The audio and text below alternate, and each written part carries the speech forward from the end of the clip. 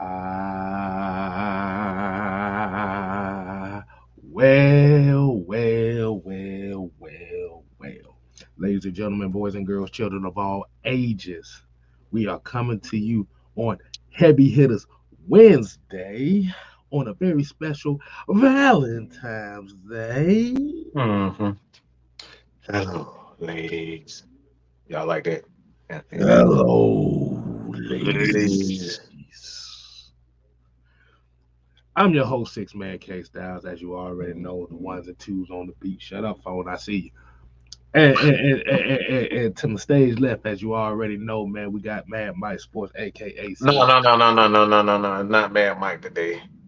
It's Val Penis today. Val Penis. Okay? Get it right. You know damn well I'm not gonna say that shit. But you I couldn't say that shit with a straight I'm face, y'all. not saying that. I couldn't say that with a I'll call your government out before I call you some shit. time. Oh boy. I couldn't even say that with a straight face. I'm sorry. Exactly. Exactly. You might well call me Darth Maul. Whatever. Oh my So let god. me apologize. I want to apologize to my Valentine's, my everything, Miss Maggie T. I apologize for embarrass you for the 5 million times. Okay, I'm sorry. And I saw I have my head down because goddamn Peaches and Herb over here still is normal. Like I said, definitely give a shout out to the families, the couples. Like you said, I know this is Valentine's Day, and I know most of y'all asses gonna be doing this shit on the weekend Oh, anyway. oh, Maggie Cause don't think something is coming to her, but she gonna be surprised. It don't got to be Valentine's to be Valentine's Day. but that's the thing though, man. Because if you already celebrate your significant other, Valentine's Hmm. Day is just a day, man. It should be 365 in this motherfucker. All the time. Absolutely. I'm about to say you don't have to brag about your forehead stomping adventures right now, motherfucker. We got Not you. forehead You stomping, too. bro. Where do you think it came from? but Wow. Wow. Wow. but I'm but I'm but shocked, y'all. whatever, man. We done already got off track on this. Yeah, you got Wow. Southside of here talking about I'm with both of my girlfriends right now. Look at that. Hey, like, ain't this, but hey, like I said, if you got some sneaky links tonight that you want to hook up with, you got your wives, your girlfriends, your friends with I ain't playing y'all games. I'm too messy for that. I've been got caught. Like, trust me. I don't give. Never mind. Let me just. no.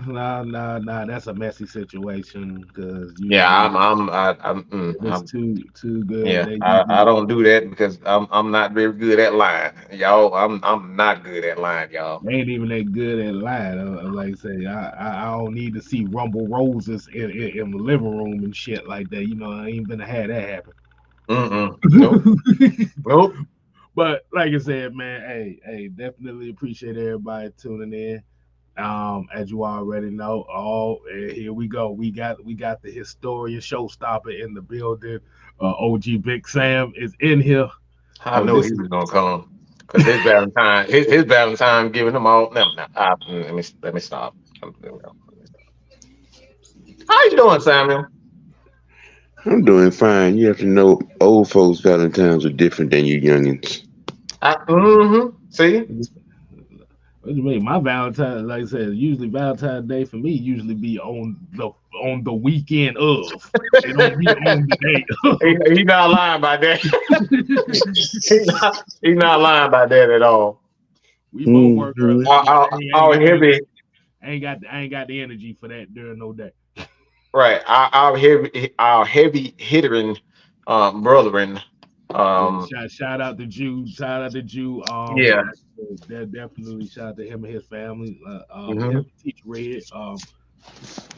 They getting their peanut butter confessions on right now. Hmm. Oh, Oh yeah.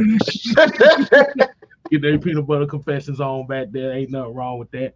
Hey, like I said, man, we got the heavy hitters. Like I said, it's not only gonna be on the heavy hitters channel tonight, but it's the AFN Super Show as well. It will be super. We got a couple more folks getting up in here, but like I said, that's Uh-huh. gonna come later down the line. So as we go ahead and hit this show off, let's go ahead and start with those three special words, Mike. As you already know, what you got. It's the real broadcast.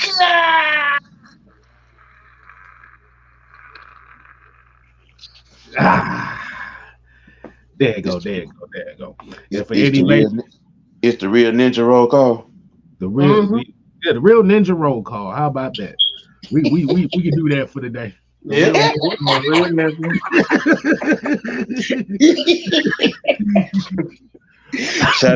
Shout out to Lil Jon Ice Cube. I'm just saying. look, bro. I'm about to say, if you knew the story on how we started doing that, it came out the blue. Yeah, I, yeah, yeah. look, I came out the blue. I was like, hey man, we're gonna get this real roll call. I said, wait, what? Man, like that bag had she was staring at everybody like, I know you did not just say that live. Yeah, that's not easy. All right, man, let's go ahead. That's exactly how it got. Exactly. So shout out. We're gonna kick it off with King Treyway in the building. Robert Ponda, Auntie PJ is in the building. One of the Lady Birds of AFN. Hey, Auntie. Got Pat Norris. We got Sherman Wood. We got B Nard. I told you I can't say Bernard. I gotta say B Nard first. That ain't some real ninja stuff right there. Hey man, Tissue Stealth Assassin in this motherfucker. You already know how we do. We got Brian Peoples, we got Georgia, Texas boy, we got Michael Walker, D. Coleman, Leo's in the building, Eric Mack. Hey We Leo, got let me buy the film. I'm not. You know what I'm talking about. I need to sell one because Leo got it, boy. Leo got that food. Yeah. Woo! oh Lord. Oh Lord, you talk boy, you talk about dazed and confused. Mm-hmm. You motherfucker in the backyard talking about no more Mr. Nice Guy. No more Mr. He. You're like, wait a minute, why are we singing that song? Because this shit potent. That's why. Mhm. We got no Man, shit, look, no shotgun. Leo got them. That's all I'll say. Wiz Khalifa. That's what we're saying. Mm-hmm. Wiz Khalifa. Okay. All right. Mm-hmm. Black There's and yellow, black and yellow. we got we got old chicken holler. We got we got Miss Sonya Howe. That's my people's right there, Hey, man. Hey, Sonya. Sonya. I just like saying her name. Hi, Sonya. Hi, Sonya. I just like saying her name. How did Kano say it in the movie? Hey, maybe me and Sonya. Sonya. I can't do the Australian. No. His voice. Yeah, his voice. It's stupid. We got Michael W. We got Harvey Freeman. We got Jay Diaz in the building. Ghost Peppers, Dreddy, Mucho Grundy. We got Dante Armstrong. We got ATL Dirty. We got Bubba Got Beats. We got Workflow Dre. That's another one Bubba of got our beats. Workflow Dre. Shout out to Dre, man. Like I said, that's one of our peoples right. Great. Boys, I had to pimp. Make sure y'all show him some love as well as Stealth Mode TV 23. All right. Enough of the introductions on that. Let's get right into the conversation at hand. Um, we got some very interesting conversation going on here. I call it little dabble in the conversation right quick, man. So as y'all already know that this tonight's show is going to be basically talking about coaches. But there was some interesting news that came out of San Francisco today. Mm. Mm, Surprising to some, not so surprising to others. I was surprisingly shocked. right. All right. So for those that may not have seen what happened, Your boy Steve Wilks got fired in San Francisco. They said they parted ways. No motherfucker, he got fired.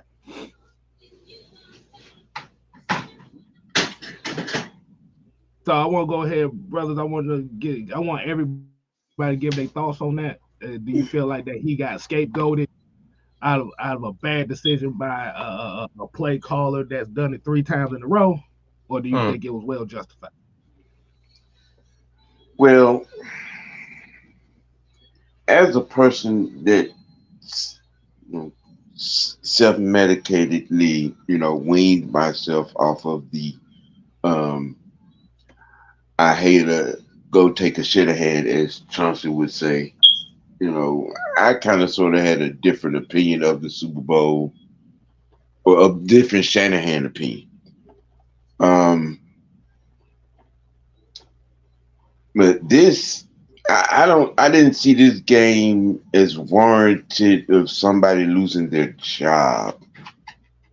But then when I took a few steps back and looked, because I think it was, I'm not sure if it was UK Styles or if it was you, Mike, that said it, that, well, they had, which was true, they had just given Shanahan the contract extension. Yeah, that was Mike. That was Mike. And then that's when my math started matching. Well, okay, from a business standpoint, they don't want to be paying this guy after they just gave him all this money. But I guess in somebody's mind up in that office up there felt like somebody had the role, and they didn't, So the next easiest tier without losing a whole lot of money was the guy that was doing the play calling on the last series of the game. It was convenient. Mm. Just so you know, just a little add a little tidbit to that. Kyle Shanahan is signed through 2027, so he ain't going nowhere no time soon. Mm. Doesn't surprise me. Like you said, you just recently get that contract extension. Like they gonna find the next easiest target, and Steve Wilkes just fell into the line of fire. I mean, couldn't you call somebody in the sacrifice? Like you gotta It, find him. it's like they coped one bad decision with another bad decision, because I think in that San Francisco front office, they feel, and they know they should have asked him 2 years ago behind the whole quarterback debacle. He cost them draft capital with the Trey Lance move. We're talking about what I think was 2 or 3 picks in moving up to get Three to picks. get I think it him. was the second round on pick two, if I'm not Yeah, mistaken. and then he's where is he? Where is Trey Lance now? That Dallas. He's in Dallas. A first round pick with no real compensation is in Dallas. John Lynch on up, they knew, and they didn't pull the trigger on it. And here we are, another Super Bowl. Um, and I'm still processing that, because you know it was just, to me, it was just a flat out good game. mm, You know, and I said again, I didn't feel like that that game warranted somebody losing their job. But if it did, the person that they wanted to, they really can't afford to, because they don't want to be paying no money out for the next 2 years for somebody that ain't there. right, right, and And and there, again, you're coping one bad decision with another. Because if I'm Steve Wilkes, oh, I'm finna make life miserable for the 49ers behind this. Because honestly, to me, it feels like that happened something in that office in a meeting happened, and he probably said, "Damn it, if you feel that way, then fire me then," and they did.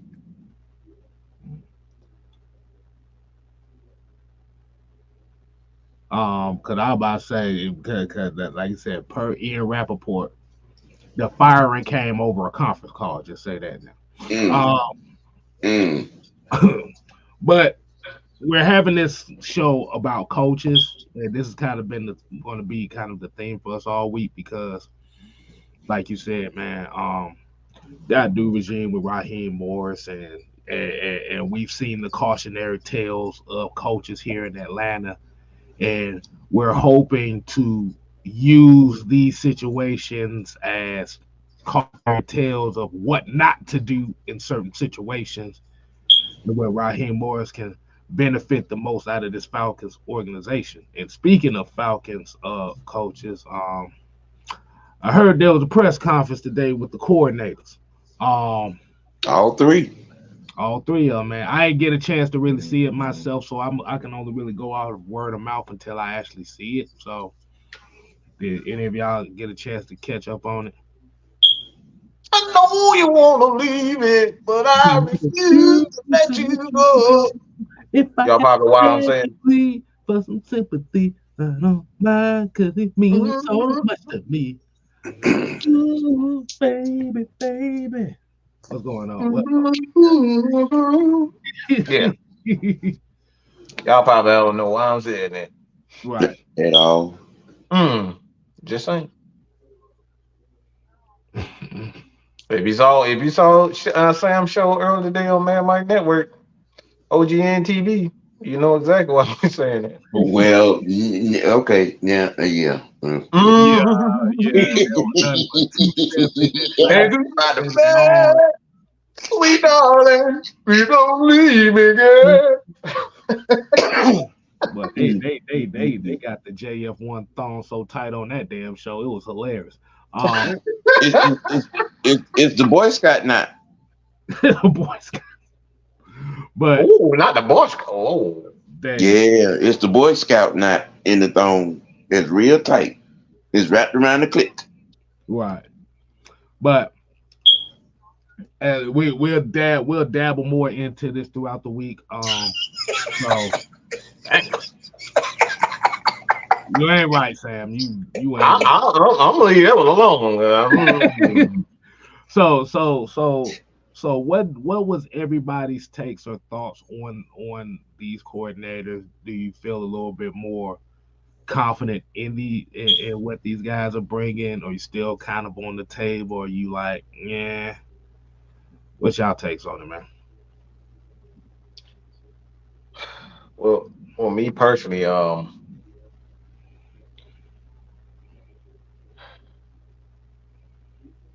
I don't have a problem. I mean, I'm just gonna, huh? Can I? Do I? Huh? I'll be back. I'm about to Homicide. go get something. I'm gonna get something. I got to do something. It's a visual. I need y'all to see. I'll be right back. Oh A my, vegetable. a vegetable. Mm. You know what? You know, Sam. What did you think about this? Cause while Mike about to start with this Um. foolishness. Well, I'm pretty much in the same boat with you because I haven't looked at it. What I'm saying, I saw it. What I'm saying, I bookmarked it to watch later. But I would just say, um, upon doing a little research, looking at bodies of work, for the coordinate for the offensive and defensive coordinators, because I know about Williams.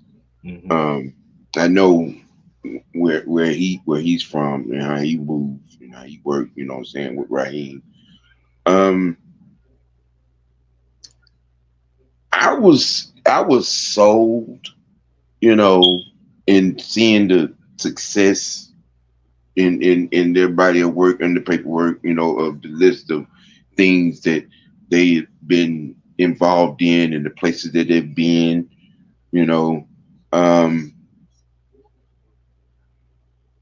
it's a due diligence impact, if you will.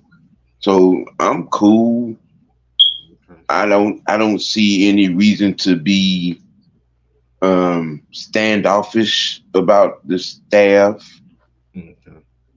You know, I think it's just a hurry up and wait and see type of thing. Just you know, you're anxious to get all the way, you know what I'm saying, through the off season at this particular point.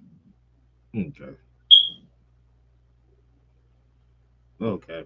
So there's a couple quotes that I kind of got out of it as far as like I said, I'm gonna go back and check it out for myself so I can kind of read the body language and the energy in the room. But Hmm. there was a couple quotes in here that kind of stood out to me from it, and definitely shout out to Michael Rothstein for this. But Jimmy Lake mentioned the phrase that this defense was going to be a base 3-4 with hints of multiplicity to go with it, and that their philosophy was going to be fast, free, and physical.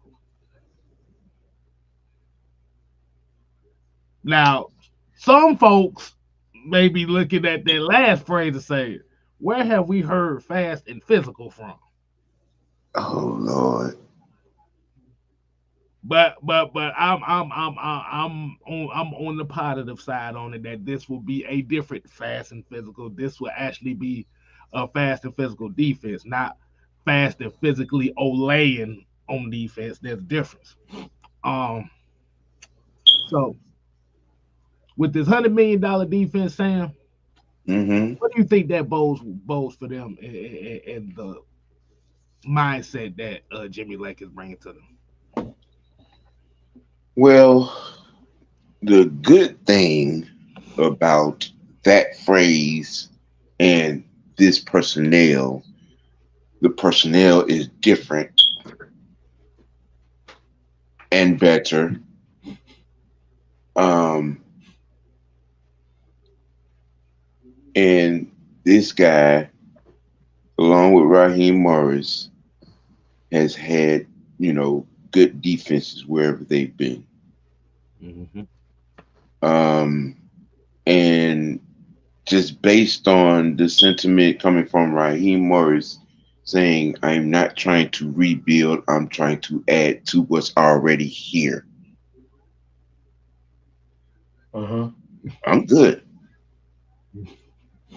Oh Lord, D Colvin here. He said Jimmy spelled physical with an F. F Y. Oh, D, damn D, there you go with that fuckery.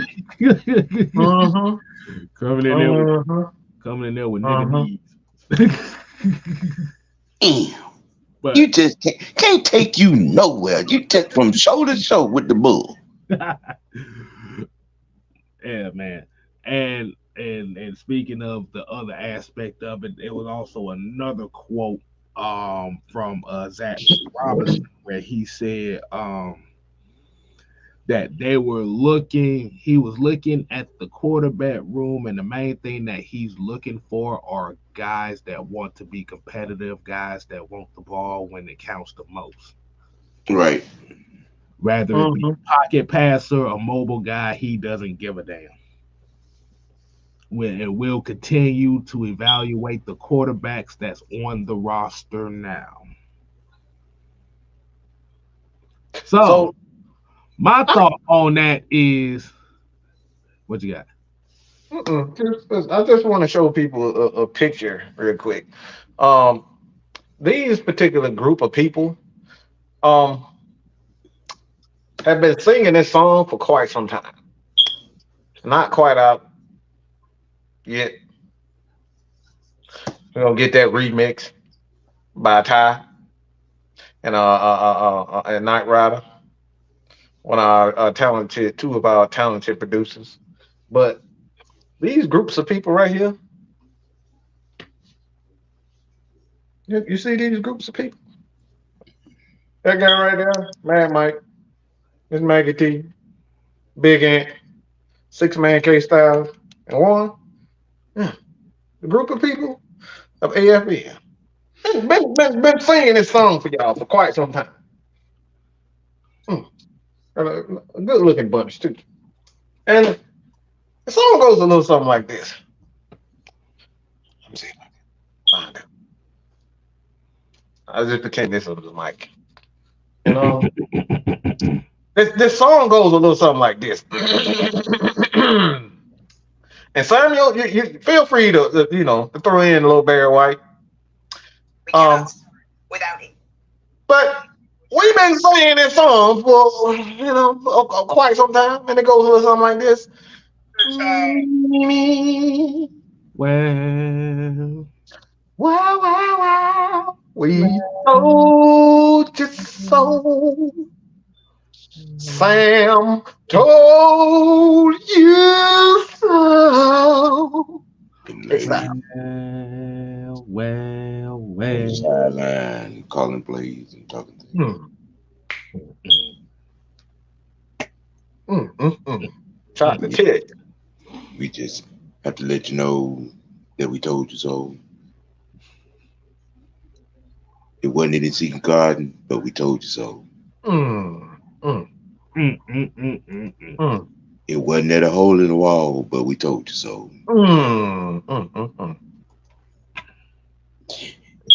It wasn't at the madam's house, but we told you so. Well, you better keep talking, boy. You better talk. I mean, y'all, just a few hours ago, y'all were just calling there, Mike and Sam and everybody on AFN. Y'all were just saying, man, you can get. Didn't we just say who's gonna be evaluating these guys? Mm-hmm. And y'all said, what's the reason? Why should we do this? Why should we go and evaluate them? Didn't we just say those exact things? No, Mike. They was y'all still riding for. Mike is still trying to hold on to. Okay. All right. Oh no! Oh, you talking about you know what? And I'll wait till Juan get back on the show because he had the other nickname for him. But yeah, he rubbing Valentine's booties right now, y'all. So forgive Juan. He'll be in short. He greasing cheeks. So Desmond Ritter's new nickname around here is now officially the Boogeyman. For some reason, when his name pops up, motherfuckers want to jump off of bridges. I don't know why, but it is. And there's one guy that just popped in here. Once again, I'm surprised he keeps popping in here. Falcon for life. Wait a minute. Didn't he type off and send and said we have the worst content and worst shows? But Falcon yet here he is. 5 straight shows that said that AFN has the worst Falcon content on the internet. Yeah, he keeps coming back. Make that make sense. I want to ask y'all a question. If it's something that y'all don't like, do y'all continuously watch it or do you tune off or don't watch it all? He reminds me of the chick that always said it hurts, but her ass keep coming back.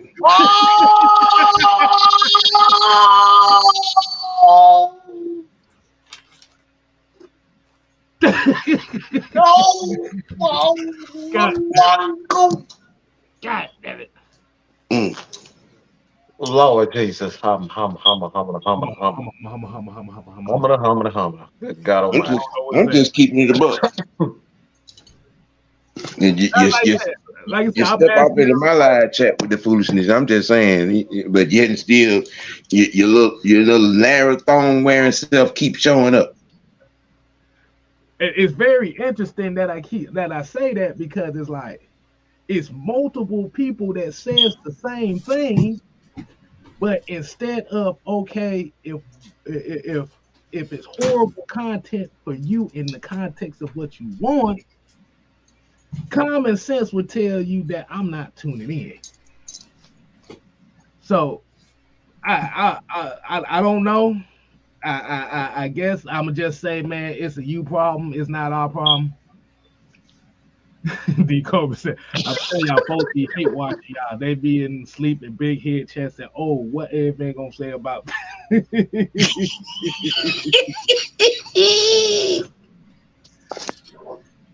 Lord have mercy. But what's going on, Coach? What's going How you on? doing, Coach? What's up, y'all? I came in, heard Sam talking about something. I don't know what it was about, but I heard it. I don't. He said something. So I don't know. How y'all doing, man? What's going on? Yes. Well, Yes. What's happening in Coach? I'm tired. now he said putting words in my mouth. I never said that. Go back. I said it seemed like everybody agree with you. Well, we got 4 or 5 shows where you said that this was Whoa, terrible. whoa, whoa, whoa, whoa, whoa, whoa, whoa, whoa, whoa! Hold on. I take great offense to that. Mhm. Me personally, I take because the shit that be in my head, and I know for the guy the 6-man K Styles, and me and Sam argue all the time, Right. every day. This ain't Jerry Springer, man. This is a conversation about I don't, Coach. I don't know where they get this. Me and Sam argue even on and off the camera. Okay, we look at each other. And we say, "What the fuck you looking at, Negro?" They Right. That's our they regular. are That's our that's regular regular. greeting. That's how they say that. That's how they say they fuck with each other by damn they killing each other. That's they thing right there. Yeah, I don't know where. I don't know because please, yeah, maybe I need to take a step back. All right, tell me why y'all believe that we always agree with everything because Okay. I don't see it and I don't get it. Listen, there's an ongoing debate right now between me and Mad Mike about Kirk Cousins. Hmm. Okay. Just let y'all in on. We are two of the most arguingest Pisces on the planet. Yeah. Um, They don't get along. so to say that we agree on everything all the time, then you don't understand the concept of dialogue and debate. Oh. And for those of you that are not smarter than the 5th grade, I'm gonna break that down a little bit further for you. And there's a topic, and then there's an argument for the simple ones. Okay. When things finally do make it to the screen as such as now, it is coming from days on end of debating and breaking and dissecting and arguing and cussing and reaching through and virtually slapping. You know what I'm saying? Y'all think we did. You see, y'all get the tame version by the time it gets to the screen. Okay?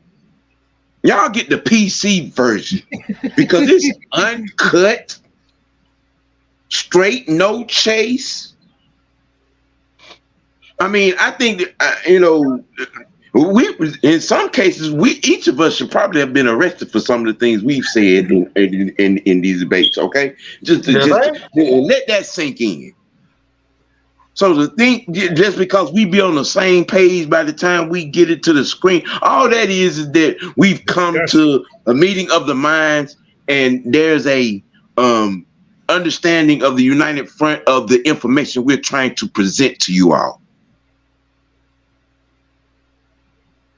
Yeah. All right, so at the end of the day, what y'all see on camera is not what y'all is not what it is off camera. There's elimination chamber behind the camera, but Right. we have the common courtesy and the respect for each other to keep that shit off camera. So if y'all want Jerry Springer, go watch Jerry Springer. If you want fantasy scenarios that make you feel good and pop your thumb, this may not be the show for you. In my for real voice, I'm not gonna make you feel good. Exactly. But getting off a topic right there, man. Appreciate Coach coming in right quick, man. I know, Coach, you probably want to kind of dive deeper into the coordinator's press conference probably later in the week or something. But if there any kind of quick tidbits from there that you may have caught? I don't see us getting another quarterback now. Ooh, yeah. Read between the lines, man.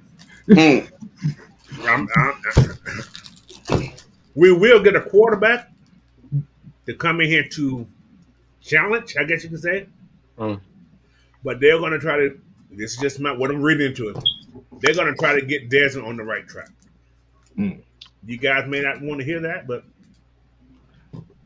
Well, Coach, it's no longer Desmond Ritter. It's the Boogeyman. That's his name. The Boogeyman. Damn.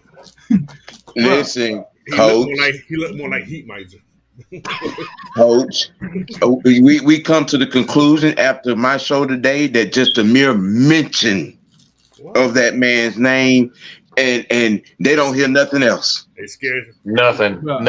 They don't hear nothing else. The Boogeyman. Just a mention of that man's name sends them off a cliff without a bungee cord or a parachute. Sam, I know you probably remember. You remember when we was younger? You hear the Boogeyman, your ass was scared, right? Yeah, right. The Boogeyman coming to get you. The Boogeyman, what? Mom, I ain't do that, Mom. I'm sorry, Mama. Lord. Begging for the nightlight to stay on. Yeah, exactly. Right. Right. So like you said, that's pretty. Boogeyman. Okay. And you see the mention, and you know what's crazy? As the Boogeyman comes, the viewership goes up. Ain't that about a bit?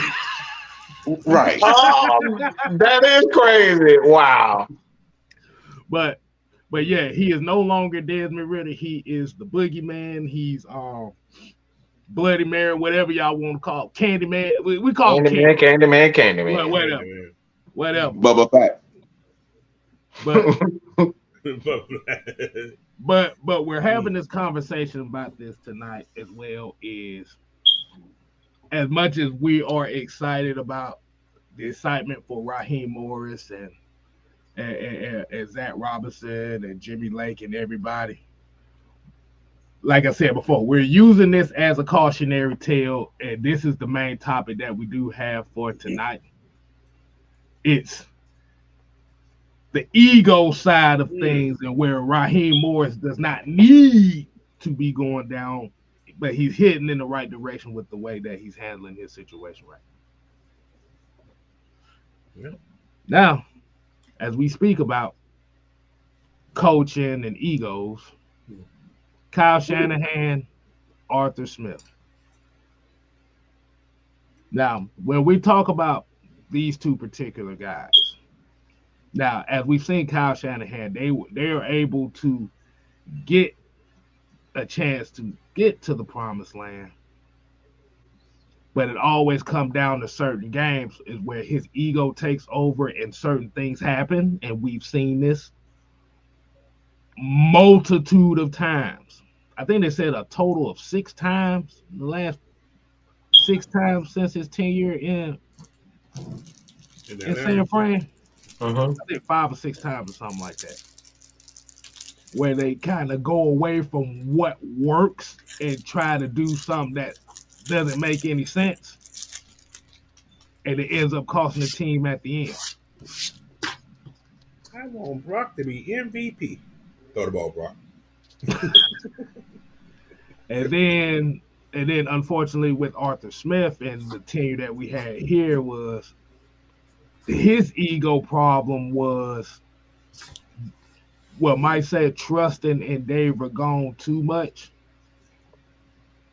and kind of trying to be the smartest guy in the room. See, this is where Raheem Morris is differentiating from these kind of guys right here, because he's not trying to be the smartest guy in the room. He's trying to put people that know what the hell they doing in certain spots. I mean, we seen that from the very first day when they moved T.J. Yates, the quarterback coach. Hey man. You bring in Ike Hilliard as a wide receivers coach. Mm-hmm. Ooh, right there. Right there. The hammer move. And there was one. It was one coaching move the Atlanta Falcons made that nobody talks about. Tight end coach. Not Yeah. even him. Not even him. The secondary coach. Lance Schulters as a safeties coach. That's true too. Yeah, the secondary coach guy. Mm-hmm. Yeah. All Yeah. pro free safeties. Lance Schulters. If you go back in your Oh yeah, that's right. Mm-hmm. He got guys. Man, He so, got he got guys that play in the league that knows what it takes to work hard and get that level. So yeah, this is a young Mm. team. People keep failing. We actually are a young team. We just got vets that are older. That's all. This team is young, especially all the So we drafted well. these guys are not far removed from the NFL themselves. Mm-hmm. Mm-hmm. Hey Mike, look. Hey Mike, Sam, look who done came out the dungeon. Life fast, what? Live fast. Probably got locked. He probably got out of jail. What? You know what I find that's very crazy about this statement. Oh, he probably tweeting from a damn. He probably commenting from crazy. You know what I find very interesting about this tweet? What? You know about this comment right here? Every Johnny Falcon Complay that has no ears. Look, every Falcon content creator does the same thing, but it's a problem when we do it. Have y'all noticed that?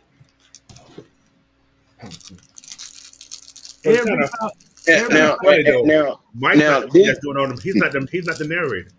So I ain't even giving my piece, and everybody said that they agree with Mike. I haven't even said what I said. I haven't said anything.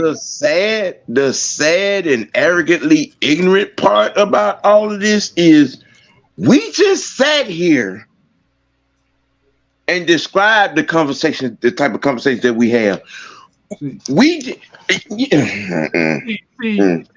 The problem I have yet to give my take on it. I haven't even said what I thought about it. Right.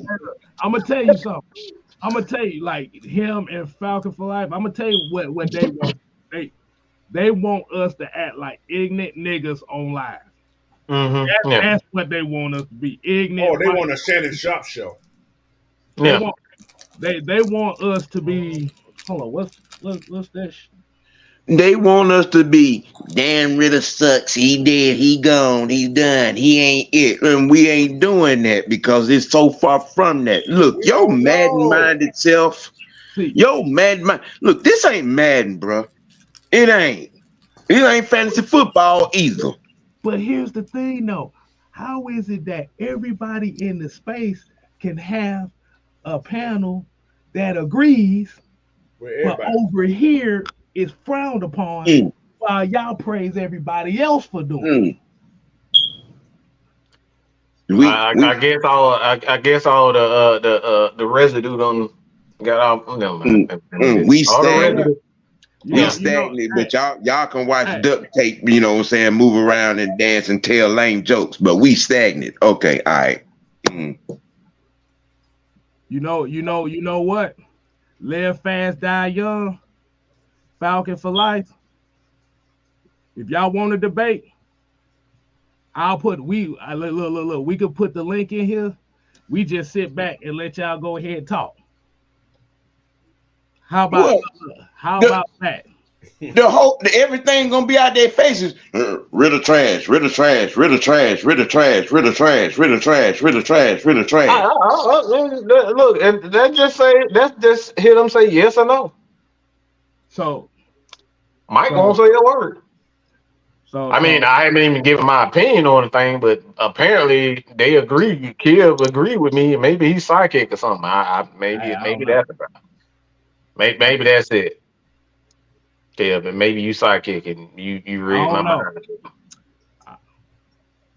I don't know because like I said, we will put the link on the show. And like you said, if you have an issue with what we do, live fast, die young, you have an opportunity to say so. It ain't gonna Falcons happen. for life, you have an opportunity. Man, look, I don't want to hear that bullshit about you Look, rocking with me first day. Look, I fuck that. Hey, get out of that punk ass shit. All right, I want to hear that punk bitch shit. All that punk ass shit talking about you rocking with me from day one. I don't want to hear that punk ass shit. All right, you already about to cow out. you You already ain't we doing ain't dropped the link yet, and you about to run. it. I done heard we don't heard this a billion times. Oh, I've been rocking with you since day one. Mm, mm, mm. And this is what you do before you. This is what you Yeah. do to your girl. You cuss out before you give her a treat or something. That's what y'all do. This is what you do. She see it coming. That'd be one remark of Valentine's Day, though. Right. So, so I'm gonna ask the chat. Do y'all want to see these two guys come on? Since Yeah, Chad. What you guys think? well, what y'all think? Y'all think they both should come on? And like I said, all I'm gonna do is just sit back and let them talk. Yeah, because we have no idea what we're talking about. We don't know nothing about anything. So let somebody Mhm. come on and educate us. It's not. Maggie said not. Yeah, this is not. This is not. Like I said, no, Rutabaga, you too. Yeah, Rutabaga, come on. Look, I will sit down and I will shut up. Shut up. I'm just gonna sip my water, and I'll be like this. Yeah, we'll let the higher ups, sit back and say that because, you know, No, Sam, see, because see, no, hold on, Sam, because see, no ski and Pooh Button Ridley come on in because I have plenty to say. Y'all can sit we're back gonna let and them talk, Sam. We're gonna let because obviously we don't know what we're talking about, Sam. We gonna give them an opportunity to Man, speak their piece. he done went from this supposed to be a heavy hitter show. Now we done turned this thing into It's a war super zone. show. That's what it's It's a supposed to super be. The show. super show is about the people. So we're gonna get the So people. Give me a second so I can switch these accounts real quick and I can put it on there. What is that? Yes, man, motherfucker. What's a yes, man? right, We gonna see how right. much he knows real soon. We gonna see how much you know Hmm. real soon. like I said, it's just He ain't it's coming on. it like I said, it's very like I said, it's very interesting. And like we done got all off the subject and stuff like that. It's pinned to the comments right now on AFN, and I'm heavy to the heavy hitters. So you guys, because So like I said, we've done a lot of talking. I mean, look, Yeah, it's about a year's worth of bring talk. your sports encyclopedias on, what I'm saying, without the cliff notes and Mm. spare your smarter than the fifth grader, tantrums, since we know nothing and we don't give information. And trust me when I tell you, um, scared of no, far from that. We just have our own entire conversations, and what you may think to be agreements just becomes it comes from straight dialogue and debate, bruh. Everything is gonna be all right if you hit the link. So don't Hit the drag link. your feet. Don't drag your feet. Hit and Everything is connect and gonna get your be little all right your if little you hit invites the on in link. him. Hit that link. like I Hit said, that link. Just hit the like link. hey look, like you said, it's a bunch of yes men. So this is your opportunity to talk to Mike and talk to him about Falcons. I'm just gonna sit back and watch. It ain't coming. Cause like I said, I'm about to start implementing. Trust I'm me, starting. youngin, ain't nothing fake about it. Ain't nothing fake about it. No. All Small right, hold minds on. have Hold small on. thoughts, bro. He's trying to get you started, Seth. I wouldn't say shit to him. No. Hold on. Chill it out. Relax. He's just trying to. Hit the link, sir. I mean, if anybody who agrees that we, always look, this is your opportunity. We stopping the whole show for a good 5 minutes with you guys. Y'all Mhm. can come on and tell us off. Mhm. It's 10 minutes. I mean, y'all can do some real thug typing. There's some real thug fingers you got. I Like I said, mean, look, Tiana Trump will be good, but she'll be amazed with them fingers y'all got. hey, look, I will step off this motherfucker and let y'all have it. Them thug fingers, boy. They doing a lot of tippity typing. Even Miss Pam said y'all need to hit the link. Come on, y'all. Man, they still tippy typing. Look, what you got a speech impediment? Look, I had a speech impediment too when I was. Look, come on, ain't nobody gonna laugh at you. It sound like Like I said, sound like Elmer Fudd. Ain't nobody gonna laugh at you. like I said, all I just want to say, I just want Mike, they said Elmer Fudd before you did. You scared? You sound like Elmer Fudd, isn't it? That's all, bro. Look at Rudebeck there. He said he would come on, but he's busy at the moment. Oh. Oh, two of them gone. Look, you see how quickly they turn into the pussycats? Mm-hmm. look, he said, y'all mad because we having a panel shot. But the thing What a about pity. it, Yeah. no, here's the thing though. We gave you the link so you can tell us about your opinion live. You don't have to type it. I'm not gonna say that. This is your opinion. This is your opportunity to say what you gotta say.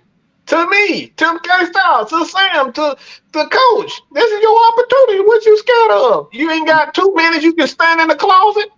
And look, Ruda, the link has been in the chat. It's pinned to both channels, Heavy Hitters and AFN. It's right there. Oh, Mr. Jokey Joe. Oh, don't want to talk sports when you worried about what's not in or in my mouth. Look, it's entertainment for us right now because the season.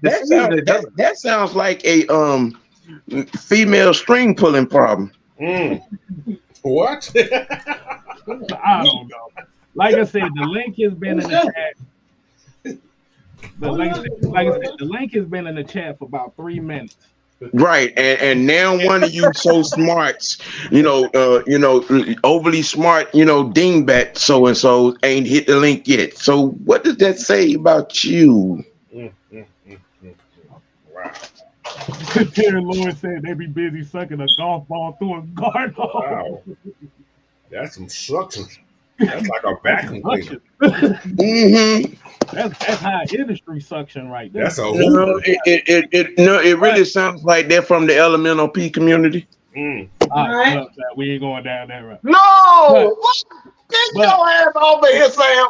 I told you about that. Right. Since we know they're not going to come on, we know that they're more comfortable typing. Let's get back to what they're talking about. But you drop a link, they start around like boy. Yes, everybody wants the show to go on, so Yeah, let's go ahead and get this. All right, so let's just we got another 40 minutes. So like I said, right. we had a little hoot nanny for about 5 minutes. All right, so getting back to the topic at hand.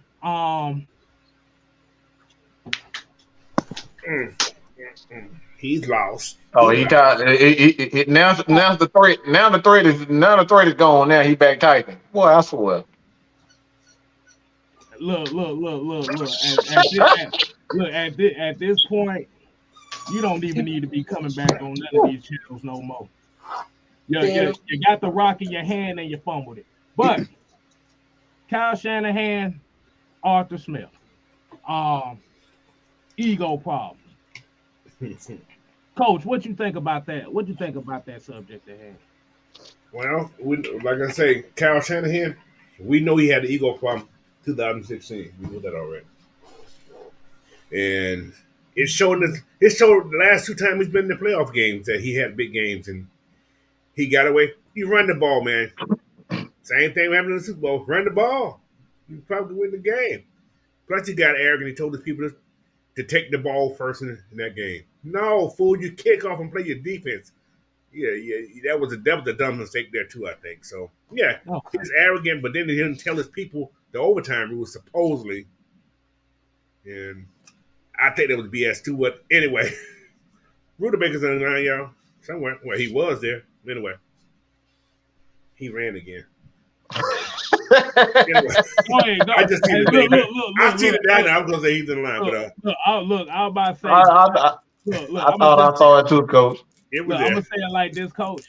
They, like you said, if he could wait till we moved on to the next subject to come on, don't pay him no mind. Okay, yeah, but You know what? At this point, I advise y'all to leave so we can get to this conversation the right way. I'm gonna go on and kill this little, Hold on, Sam. synopsis real quick. But before you kill it, let Coach finish his talking point. Before you. Oh, I didn't know he wasn't finished. My and bad. Arthur Smith, his arrogance is more of a, like he said, he wanted to be the smartest person in the room. He didn't. Plus, he had a. I guess this is my staff. I pick these guys, and they gonna do what I say. So he didn't give nobody really control of what they really wanted to do. So he just went with what he had. He didn't bring in the guys when guys left. He didn't replace nobody, which was weird. That was a weird thing because we was actually understaffed. If you guys realize, we was actually Yeah. last year, especially on the offense side of the ball. Defense was full, but offense was very understaffed.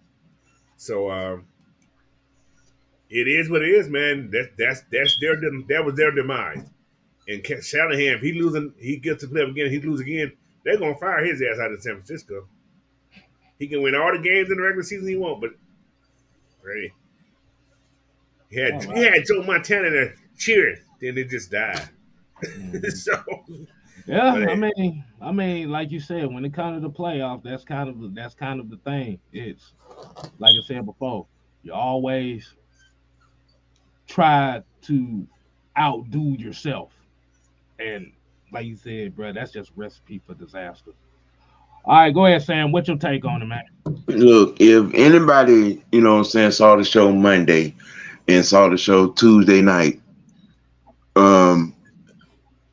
just to, paraphrase a little bit of the whole we always agree thing. Y'all know my take on the Super Bowl has been different from everybody else. Mm-hmm. Okay.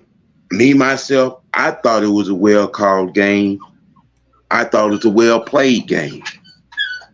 To be honest with you, everybody's, hang the noose around Kyle Shanahan, Nick syndrome.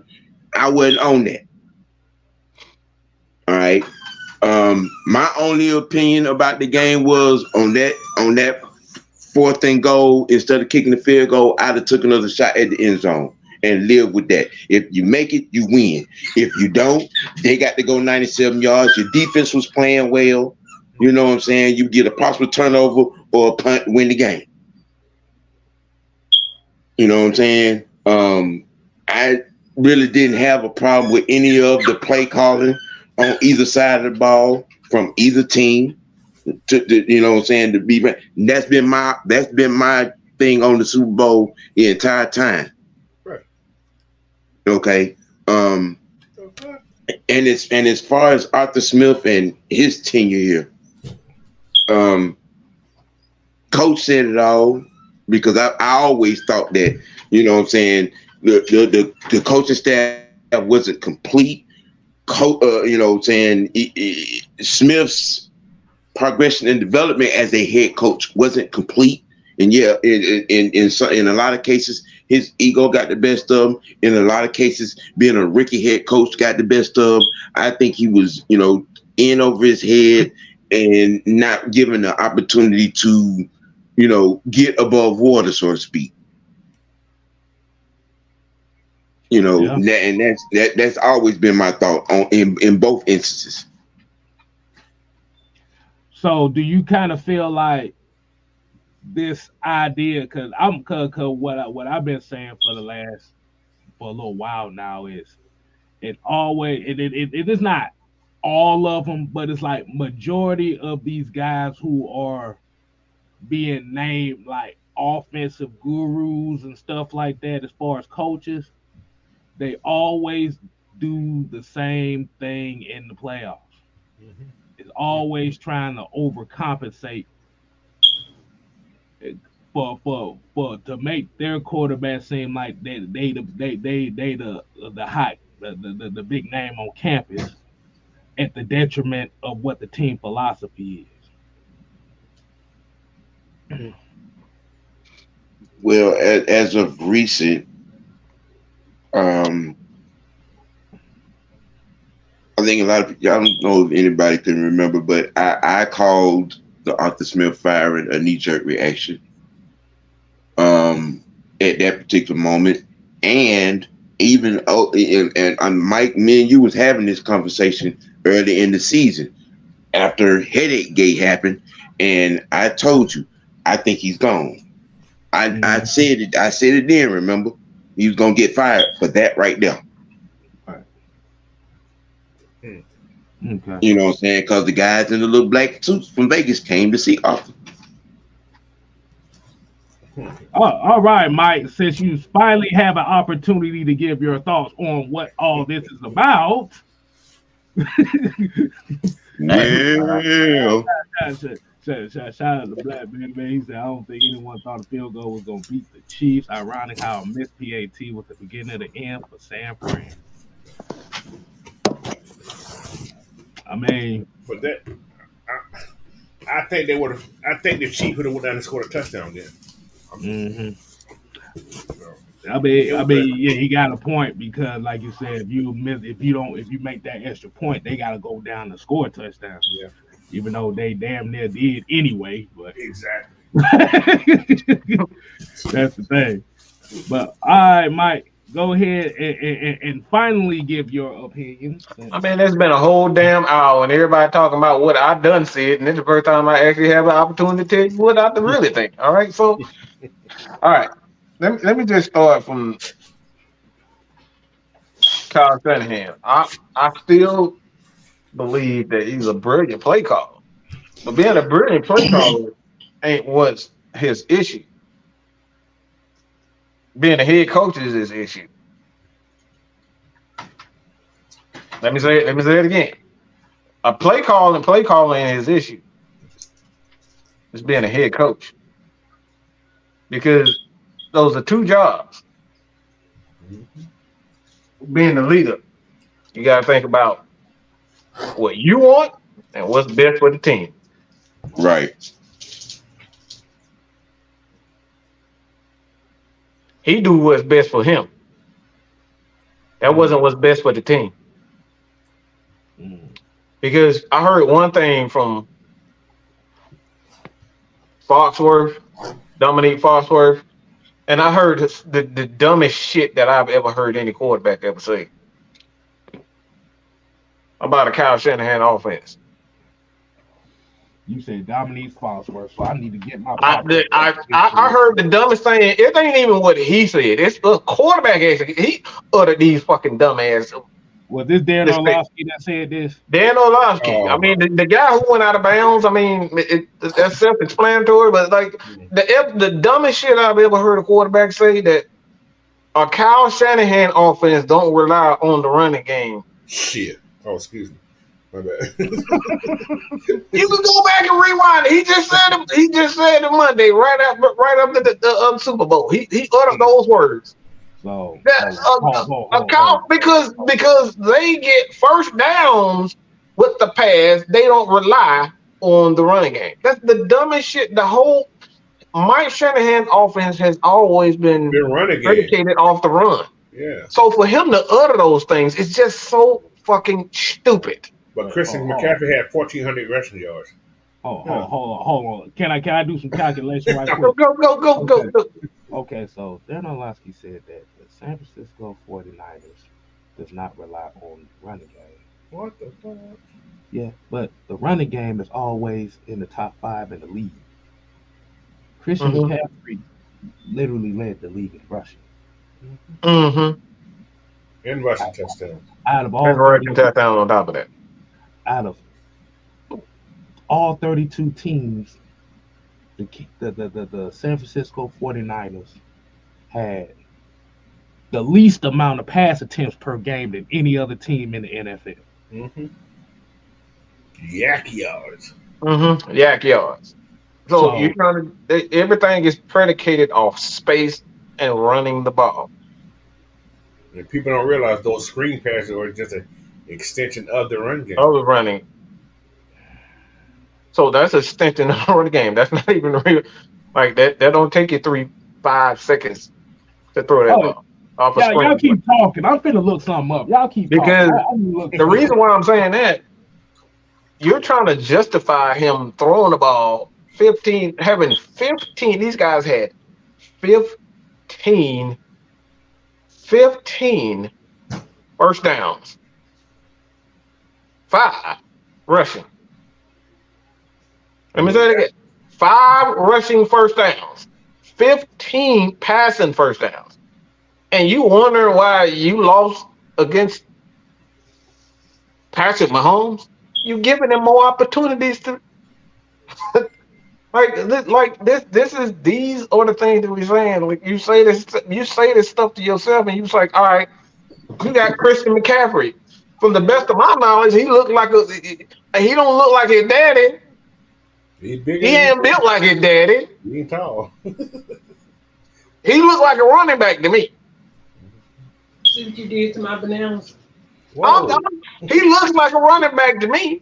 I'm just saying. So you trying to tell me that passing the ball is better than handing it off to you? It's like you got Walter Payton, you got O.J. Simpson, you got Jim Brown, you got all these guys.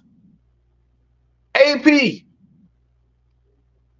Look, we're not going to throw the ball to AP. We're not going to hand the ball to AP. They didn't even give the man the ball. And you trying to tell me with a straight face that your strength of that team is a wide receiver? Debo, the same guy who was crawling on the ground trying to figure out what his hamstrings were? Like, you trying to tell me with a straight face that the guy that you call George Kittle didn't have a damn catch? That this is the strength of your offense? You're trying to tell me with a straight face that this is the strength of. And on top of that, this is where it really got disrespectful for me. And why? It's because this been the model for him ever since he got here. Y'all remember that? Y'all remember when Roddy White said he wasn't getting the ball enough? This son bitch threw the ball 4 times in a row to Roddy White in the beginning of the game, and you trying to tell me that he likes to throw the ball now? All of a sudden, he wouldn't throw the ball to Roddy White, but all of a sudden now he likes to throw it? And you trying to tell me this is who this guy is? And like, even for Madden players, you trying to tell me with a straight face, you got Patrick Mahomes off to the greatest start the game has ever seen from any quarterback ever in the history of football. You trying to tell me with a straight face, this guy does nothing but win. All he has done since he stepped on the damn field is win, and you gonna give him the ball? And you're trying to tell me with a straight face that makes sense? It's just like here, Michael Jordan. Stay here and hit this damn free throw. Steph, I'm not gonna worry about guarding you. You just sit here right here. No, right here. I'll be over here. Yeah. Shoot that 3. Shoot that 3, Mike. Shoot it, Steph. Shoot it. Yeah. LeBron. We're not even gonna put. We're gonna put Patrick Beverly on you. Yeah. We're gonna put Patrick Beverly on you and see if you can go to the hole. This is what this dude is doing, and you trying to tell me with a straight face that this is Steve Wilks' fault? Yeah. That's that scapegoat stuff. How does that make any sense? You don't give the guy, you do not give your best guy the ball. And you trying to tell me that this is still weak for? And you trying to tell me with a straight motherfucking face that excuse me, that you did not know the rules. That you didn't even say you paid like ass. And then that I'm gonna just say this. Nick Bosa is a fucking moron. He can suck a dick for the rest of his life. That's a fucking coward right there. You got a fucking football player that made it to the Super Bowl, and the best thing that this punk bitch can say that we wasn't prepared? Get the fuck out of my face with that shit. You fucking coward. You was a punk ass coward. Instead of just saying you got your ass whipped, you coward and say, oh, hey, I wasn't ready. It's the fucking Super Bowl. How the fuck are you not prepared? I don't want to hear this bullshit. This is 2 weeks to prepare yourself, and you gonna try to sell to the fucking public that you wasn't prepared? How the fuck are you guys this stupid to believe this bullshit? You a fucking idiot if you believe that a Nick Bosa, the guy who's been in college, his brother's in the game, and you gonna try to tell me with a straight face he one of the best young pass rushers, and you gonna tell me that he wasn't prepared? But here's my thing though. You shouldn't. And we gotta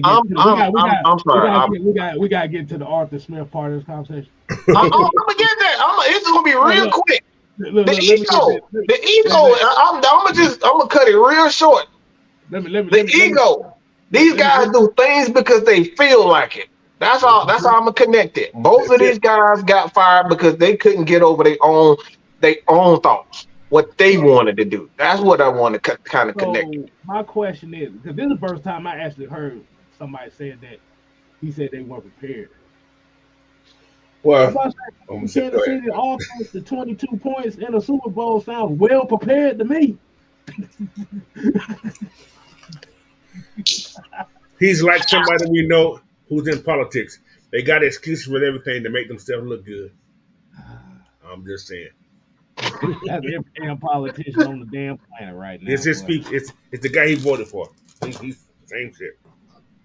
I would have smacked the shit out of Nick Bosa. He said that shit. He my fucking teammate say some bullshit like that. Talk about some. I wasn't prepared.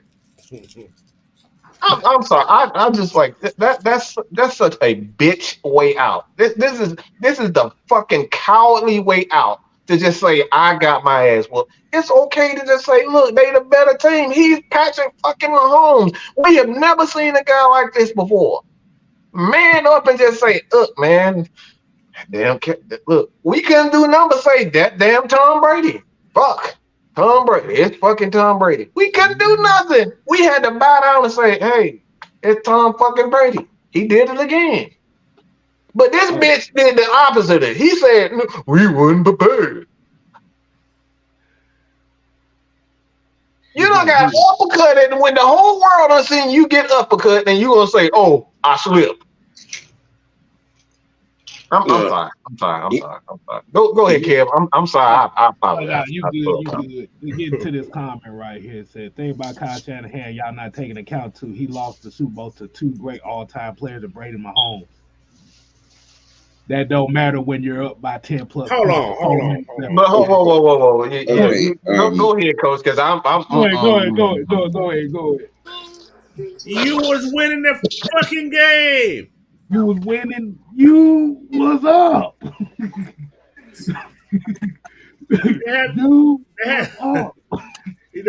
I can't respond to it because it makes no sense. So let me ask y'all a question on that with Kyle Shanahan. If you're in your opponent's red zone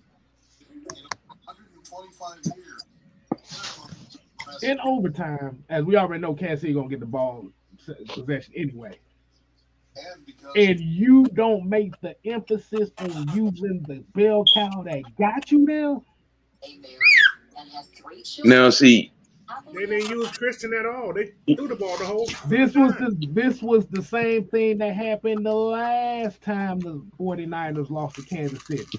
Now, Kel, here's where I do agree with y'all on this because one of the oldest sayings in playoff football, a run game and a stiff defense will travel. And the 49ers have both. Oh, And they got They have both. Napoleon Bonaparte that wants to make the quarterback the damn hero of the game. We seen this. We seen this happen 5 times with him in 2 Right. NFC Championship games and 3 Super Bowls as a play caller by not sticking with what you got you with. Hey, Jarvis, what's going on, man? Nothing much, man. Hey, first off, how y'all doing? How y'all doing? What's happening? What's happening? Hey, What's happening, George? now guess what, man? So, Oh, coach is gonna laugh when I tell him this because it's. So I got my notification for PCS, coach. okay. Guess what they sending me at? Fort Lewis. So, no. Oh no. Hey, so I'm in Missouri now. The only Right. that debacle with that shooting today at Kansas City, that was uncalled for. But anywho, they sending me to Middletown, Connecticut. Oh hell! They mad at you? Oh, Damn, you going to Siberia? Wow. That just sounds sketchy. Hold on. yeah, yeah. Now, K-Style. I'd rather go back to Warner Robin. Just sit back to Warner Robin. Damn, boy. That man said Warner Robins. That's like just a depot, ain't it? That's not even nothing there. No, but I'm from Warner Robin, Georgia. I'm talking about up in Connecticut. I know. Listen. Hold on, I need to look this up. Oh, Yeah, damn. Middletown, Connecticut. Wow. Yeah, Siberia. The 2-bedroom, 1 bath starts at $2,800 a month. Oh,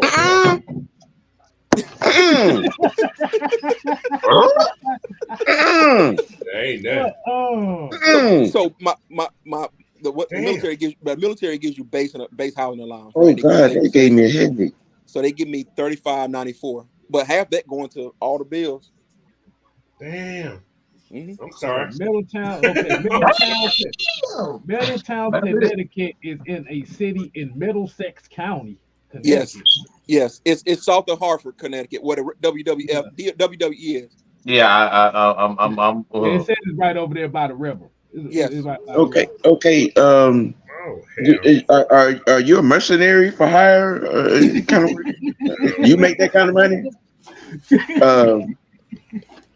I'm just, No, you missed the point there. He going to nowhere. He going Nowhere. The only that's saving, that's what those are the type of places where they usually send mercenaries to do dirty work. I'm just. Hey, Mike. So the only saving grace, if you're looking on your phone at the map, the only saving grace, guys, is I'm close to the beach. That's what I'm looking Only in at. the summertime.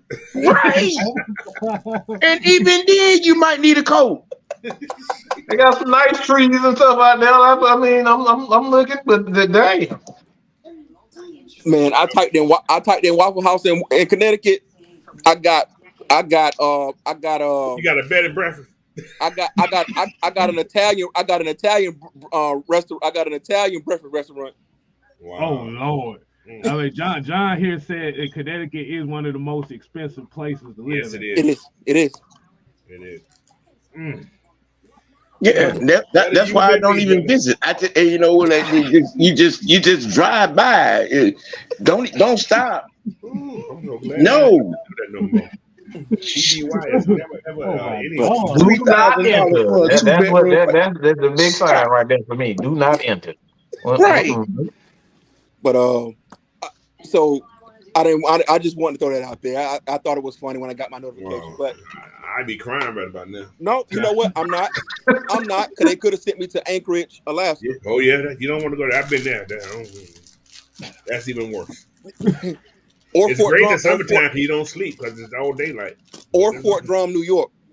Don't want to go there either. So here's my thing, guys, and I'm gonna let y'all go. I know y'all been on for about an hour. I'm just getting my baby girl together here, but so what tripped me out the most about Kyle Shanahan, I know y'all talking about, his nonsense, but when he came out and said, "Hey, Steve Wilks was not the right fit." Hold on, bro. Let me finish, Mike. So you mean to tell me you say that after you won 14 games this year, and all of a sudden the Super Bowl comes and now he ain't the right fit? Hold on now. I just want to make sure. You know what? The number 3 defense in the NFL. Hold on. So, Sam, I had to repent the other day, bro. Because I'm gonna tell you why I had to repent. I had to go repent because I laughed at the TV every time they showed Kyle Shanahan after the loss. I laughed because I held so much animosity towards him because of what the debacle that he did for us in the Super Bowl. Right? I just said, you know what? I don't know the man personally. I'm gonna just let it go.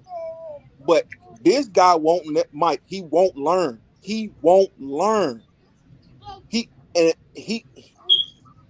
Devontae Freeman was killing him in the Super Bowl when we played the Patriots.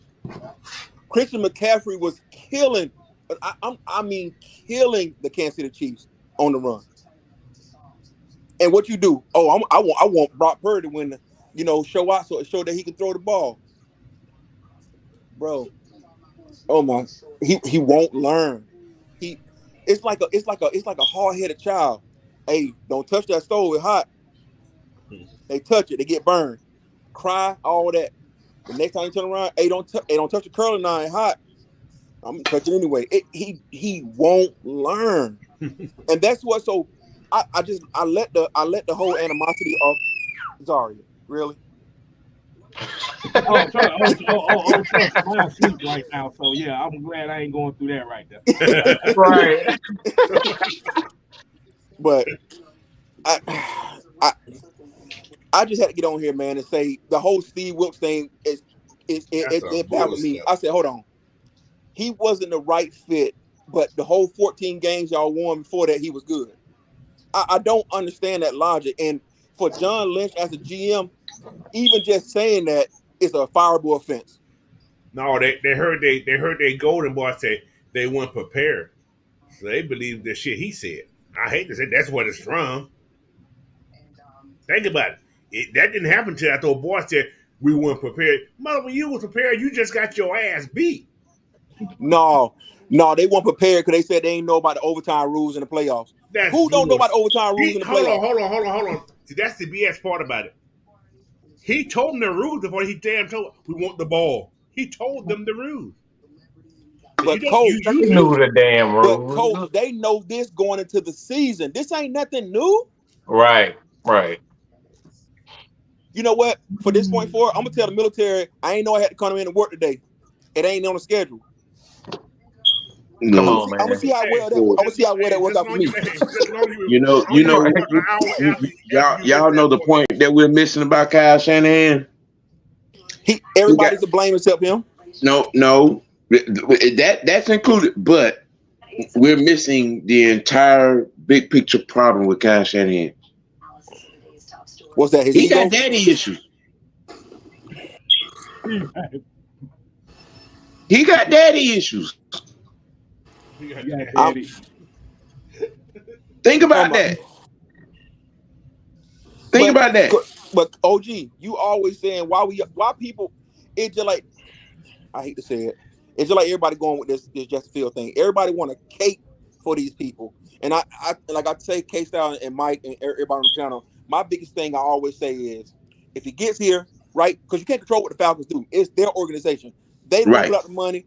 All we are is fans. They bring him in. He don't do good the first year. I'm gonna use one of Mike's quotes. So what excuse you gonna have for him this year when he don't do good? What excuse you gonna have? Because if you give him an excuse, you gotta give Desmond Ridder an excuse.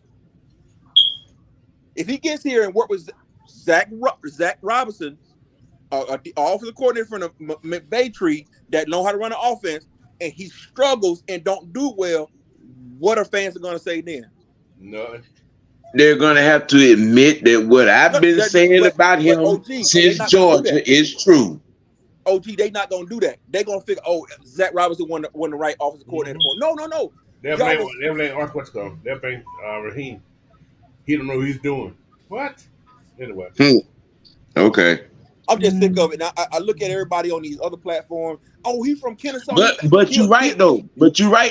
You're right though, because in a Michael Vick conversation, somebody said that Greg Knapp didn't know what he was doing with Michael Vick. So I mean, yeah, but Mike Vick come out and say, "Oh, I wouldn't read my playbook, so I ain't know what I was." That wasn't his fault. That was Greg Knapp's fault. I don't get it, and I'm so sick of hearing. Oh, he's from Kennesaw, Georgia. You know he'll be bringing back. Man, I don't care if he pink, black, green, polka dot. Can he win? I'm looking for a quarterback who can win. I'm so sick of this. Always for the culture. Atlanta's the black mecca and all this. I don't care. Can he win?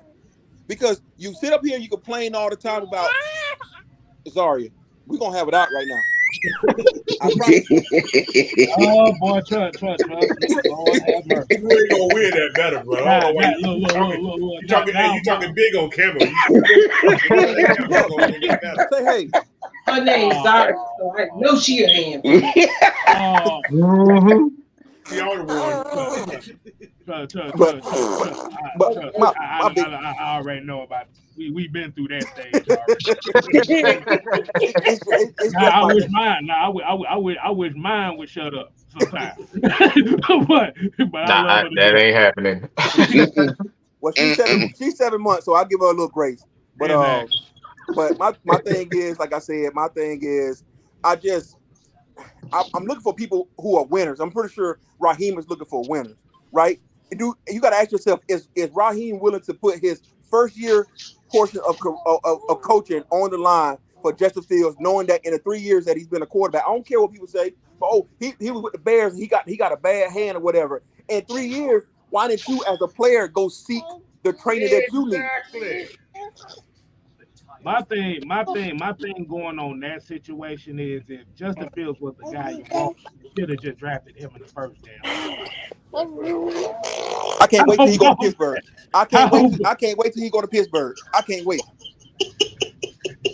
You should have drafted him in the first place if that was a guy that was on your radar. You can't let somebody else draft him, then all of a sudden like, no, let's redo it, come back, because now the issue that you got with that now is you got 1 year. Because the thing is, we don't know about the 5th year option, which is about $25 million. But I thought, but K-Style, let's back up. Let's look at the 5th year option thing, right? Let's back it up because I'm confused here, and I don't want to sound like I'm an idiot, but I'm confused. It has to be next year. But no, what I'm saying is, yeah, that's what I'm saying. I was confused because when we signed, that's right, Coach. When we signed, what's the cornerback? Okuda, right? Mm-hmm. We couldn't. Right. They said that we couldn't pick up his 5th year option because we're not the one who drafted him. Right. So there's no 5th year option. Yes. So there's no 5th year option. So you got 1 year. We had to give him a straight up extension. Yeah, you got. That's why I say you got 1 year to decide if you want to get him an extension or not. So. Because the thing about it is, the problem is with that situation is people thinking that because he's from Atlanta that he's gonna play here for free. He's not from Atlanta. That's what they claiming he's from. He's from Kennesaw, but we just gonna say.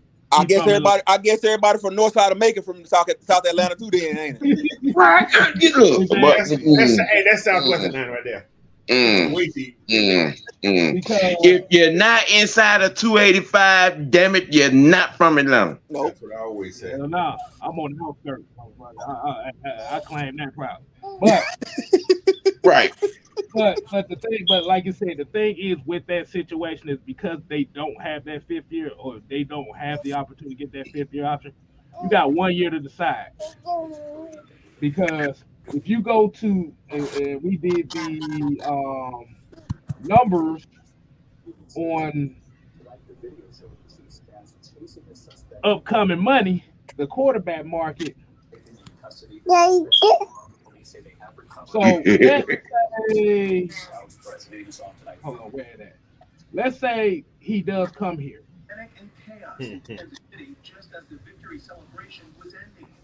The market value for him as a free agent, or the market value for him right now, is at $48 million per year. Mm-hmm.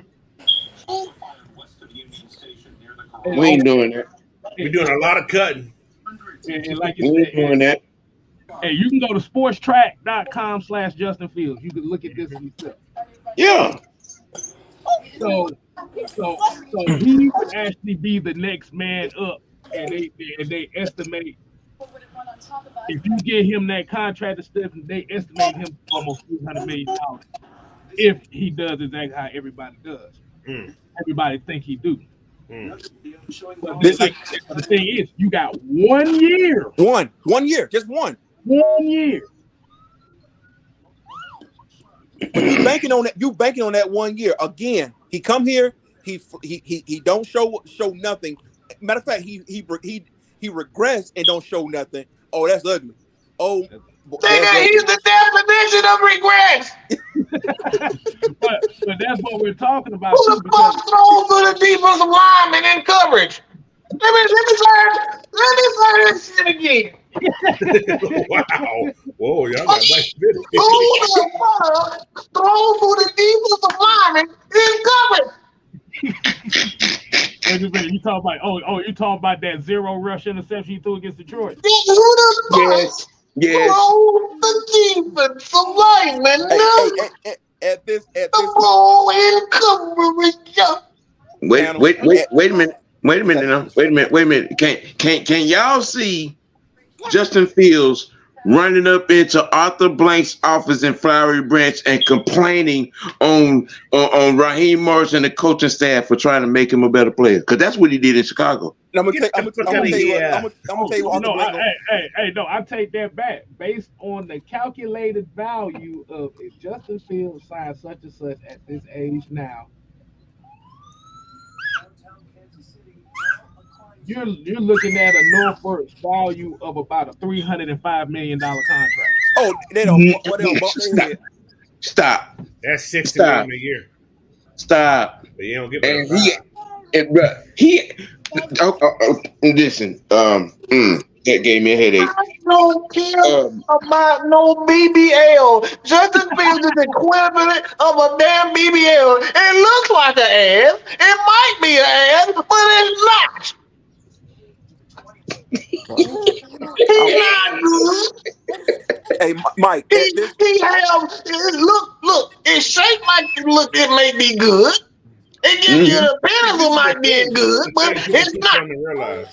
It ain't the thing. If I was you, I'd be looking for the dimples in the booty.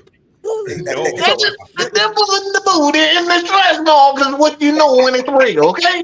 At this point in time, what the Falcons should do is quit playing around the bush, right? They're not gonna pay Cousins $45 million for 2 years. Right? That's not happening. So what they need to go ahead and do is go ahead and get Russell Wilson. But this just me. Get Russell Wilson, right? Somebody who's a vet. I know he ain't the Russell Wilson of old. He ain't the Seahawks Russell Wilson. But get somebody like him that's on a cheap, right, or whatever it can be. I honestly, for me, and y'all probably don't. You probably disagree with me, but that's what I like about this panel. We all don't agree. I like JJ McCarthy. I like him. I've been hearing that name a lot lately. I'm glad Don ain't here because he done popped on this motherfucker. He'll be on. Hey, somebody said JJ. Yeah, I say if we don't go edge rusher like at number 8, I like I do like Dallas Turner and I do like Jared. I don't like Dallas Turner. I don't like him. How you don't like him? I think I'm tired. I'm tired, y'all. I'm tired. Okay. I'm tired. I'm so tired. Okay, I don't give a flying fuck about Justin Fields and how fast this nigga can run. Okay, I don't give a fuck. But that's the only thing they talk about, though, Mike. He all these goofy ass clowns. I dare you motherfuckers to come on this show. Look, I will get my number out. 404-437-1060. Call me and tell me what Justin Fields does well besides running like a goddamn Usain Bolt out the fucking Olympics. Okay, tell me something else. Well, he gets sacked better than anybody else for somebody that can run so fast. So the Falcons are so enamored with entertainment. Sorry, I ain't gonna tell you no more now. The Falcons are so enamored with entertainment, and to the point where they are so enamored with what happened with Michael Vick, they want it again. It's like a. I'm gonna say this. It's and a it may be very- nostalgia. It's like a nostalgia. They can't get. They got to have that rush. It's like a rush. Yes, it's That's like a that drug. big. It's like a That's that drug. big guy inside. It's like a drug. Like I'm gonna put it to you this way. This is gonna be very controversial, but it will make sense, and I'm gonna use it because people can relate. You remember everybody done in history and know about the slave thing, right? You got the light skinned slave, you got the dark skinned slave. Dark skinned slaves in the field, light skinned slaves in the house. Every time you look around, the light skinned slave, ooh, master gave me some cornbread or some bread, right? That's what they're doing with looking for another Michael Vick. Ooh, I can't wait till that come around again.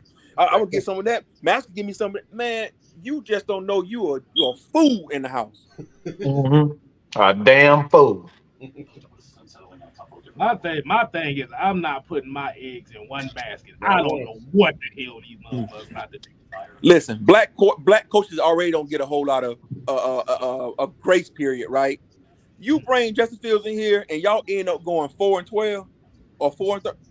It's gonna look ugly. Everybody fired. Like I said, my thing is, if you decide to go the quarterback route in the draft or whatever you decide to do, the cheapest option would be going to draft.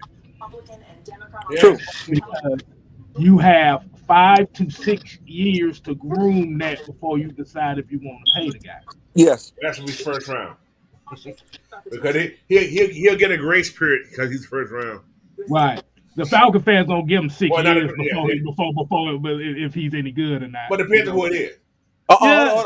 Now, if it's JJ McCarthy, they only gonna get him half a season before they say, man, fuck him. Go get Michael Vick. No. Michael. I'll tell you this right here. You said something that was key. It depends on who it is. If it ain't a black quarterback, you can hang it up.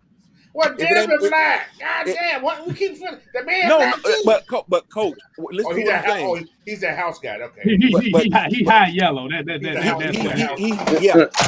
He's a light skinned brother with the good hair.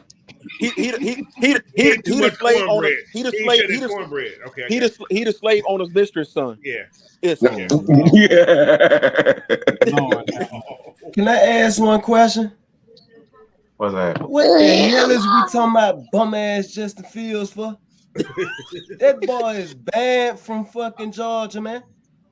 Look, ain't he from Atlanta too? Hey, don't do that. No, he from Kennesaw. He can't even come home for Thanksgiving and Christmas. The closest he can come to Georgia is like Tennessee, Mississippi. He 2 exits away from Canton, Georgia. From nowhere near Georgia. Bro, he from Kennesaw. He 2 exits away from Canton, Georgia. He ain't from Atlanta. The boy went to Rome High School. Yep. I'm about ready to stop. I'm about ready to stop calling. I'm about ready to stop calling them the Atlanta Braves as they moved up there. Kennesaw Braves now. And then Braves ain't in Kennesaw. They right across the street from the Big Chicken. Stop playing. The Big Chicken. Yeah, he's still. Seriously though, like. Yeah, like I said, the main on issue. Lee Street and find 2 crackheads better than Justin Fields, man. Like, what is we really? Oh, he got some crackhead that can run some 4-4, boy. Look, we're talking about somebody that could not beat Jake Fromm out for the starting job at Georgia. Okay, end the conversation. Hey, Thank you, OG Sam. You can't be saying stuff like that. You better have your bulletproof vest on, boy. They gonna come after you now. Alice, they don't want no part of us. You better have a scope on that motherfucker. You better have a scope on it. I'm trying to tell you. You better have a scope on it. You better not miss. What's going on, Alice?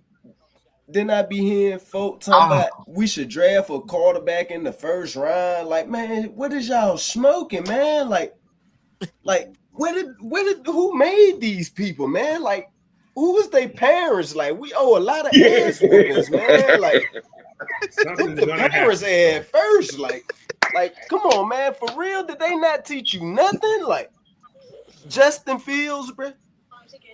You mean tell me a guy that's 4 and infinity and beyond in 4 years, 40 touchdowns, won 12 games, bro. 40 touchdowns, 30 interceptions. Do I need to say 40 touchdowns, Wait. 30 interceptions? You want to put it in real perspective? Before this year, this guy. Oh, let them have let them tell their time now. Let them. I'm sorry. If this guy name was Matt Ryan and he produced 3-win average a year, that breaks down to 3 wins. That breaks down to 3-14 in 4 years. Now, if anybody did that, we'd be calling them a bum. But because the guy black and he could run fast, you talking about he deserve a shot, bro. He's worse than Ritter. He's worse than Mac Jones, bro. He's worse than Cam Newton was when he played in fucking New England. Like, what the hell are we talking about? Don't tell me about no touchdowns and all this shit, bro. You averaged a 3-14 season every year you've been in the NFL. You should be Jamarcus Russell, bro. Ooh. Hell, Jamarcus Russell was better. Ooh. Jamarcus Russell was better. I gotta disagree with you on that one. Good. You disrespectful. I'm gonna tell my mom. Inherited a playoff team and ran them boys into the dirt. Before Justin Fields got there, what's his name? Mitch Trubisky, who just got cut here in Pittsburgh where I live. Yep. Right. He had them boys in the playoffs. He had Komet as a 1,000-yard tight end. He had what's the other young boy over there? 1,000-yard receiver. Terrell Mooney. Mm-hmm. Yeah, Mooney. Yep. These guys was 1,000-yard receivers, bro. And you mean tell me you moved off a guy who you quote unquote thought was a bum for a guy who was supposed to be an upgrade? I bet Chicago is kicking themselves in the ass right now. Like, damn, you mean tell me we could have kept Mitch Trubisky and got this same thing or better from a guy who was supposed to be the upgrade? Now, help me out here, Mad Mike. How many teams Mitch Trubisky played on since he left Chicago? Too damn many to think about. Exactly. That's my case in point. Bang, somebody on the panel got a gavel. Bang the hell out of that truck. They have a gavel, but that was a long strike. What Alex got to say? Go ahead, Alex. So, I kind of I don't really have much of an opinion about the draft. I think that we're more of like a trade down candidate, if we're being honest. I do think that I think that like receiver and edge are probably like the main two things that I was thinking just off the top. Just because at QB, like it's just not, it doesn't make sense at 8, and I don't think it's necessary to trade up. One of the guys that I was thinking about, at least at edge, was Chop Robinson, the Penn State guy. I know some guys don't like him, but so I watched a lot of clinics on D-line, and most of the things that I hold valuable to are like traits that it will transfer, and those are explosiveness, power, length, which is natural, like just what you have, quickness, and things of that nature. Because guys like, say, Myles Garrett, they don't necessarily need a whole ton of moves, but he does, but it's more so because he's physically insane and how he can beat tackles. Because it's one thing to be an edge rusher and have a lot of moves, but you can't like physically do anything. It's another thing to have 2 moves and have nobody stop you. And Chop Robinson is very, very athletic. The other guy I was thinking was Latu, who the UCLA guy. Now, like, also don't like him. I doubt we have a chance with him. But can I mention something about Latu, guys? Mm-hmm. Latu played for Lake. Yes, with Washington. Yep, he did. He was at Washington before he went to UCLA. I forgot about that. Good God, Coach. He medically retired and then went to UCLA. Yep. The issue with Latu is more so, I won't even really call it an issue because Latu doesn't really have any issues. He's not necessarily that naturally strong. But it doesn't necessarily matter because he has moves. Yeah, he has a great bag. hands, He has a great Duffy. hands. He can get by a lot. Like if you watch the UCLA game, it's highlight tape. So I don't use highlight tape loosely. Highlight tape basically means the entire game of film was basically a highlight reel, which is very, very rare when you're watching a prospect. So Latu is one of those guys. When you trade back into like the later mid round, maybe mid to late round, I think Latu and Chop are guys to look at, and then also receiver. I don't know which receiver that the Falcons may be eyeing. Maybe the Texas guy, Adonis Mitchell. He's interesting. There's also some other guys. Rome, I know, was mocked a lot to the Falcons, but I doubt, or I don't think he should be taken at 8.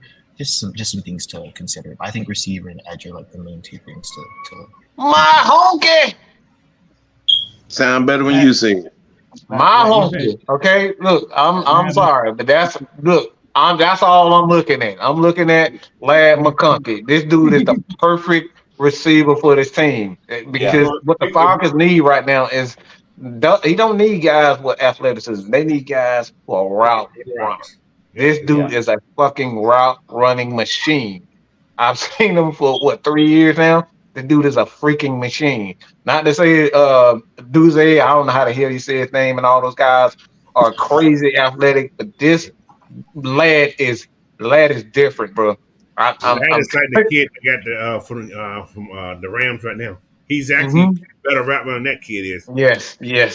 Puka. Lad is something. Oh my God, Lad is ridiculous. And these are the things that I look at receiver and just these skill positions, man. It's like these guys are technically sound, and I don't see a wide receiver that's a better wide receiver in this draft than Lad McConkey. And then you combine that with the tight end like he's junior level on steroids. Brock is just I think Brock is just gonna, man, we thought I hate saying this. I really don't like it because I don't like bringing up history because there's only one Tony Gonzalez, but I don't think there's any prospect that's gonna come close to what Brock is. This dude. Oh yeah. When I tell you this dude, he can block. He likes to block. The dude he runs routes, and I don't have to tell Kev about the route running. Okay, this dude took a damn slant this motherfucker took a slant to the house as a tight end.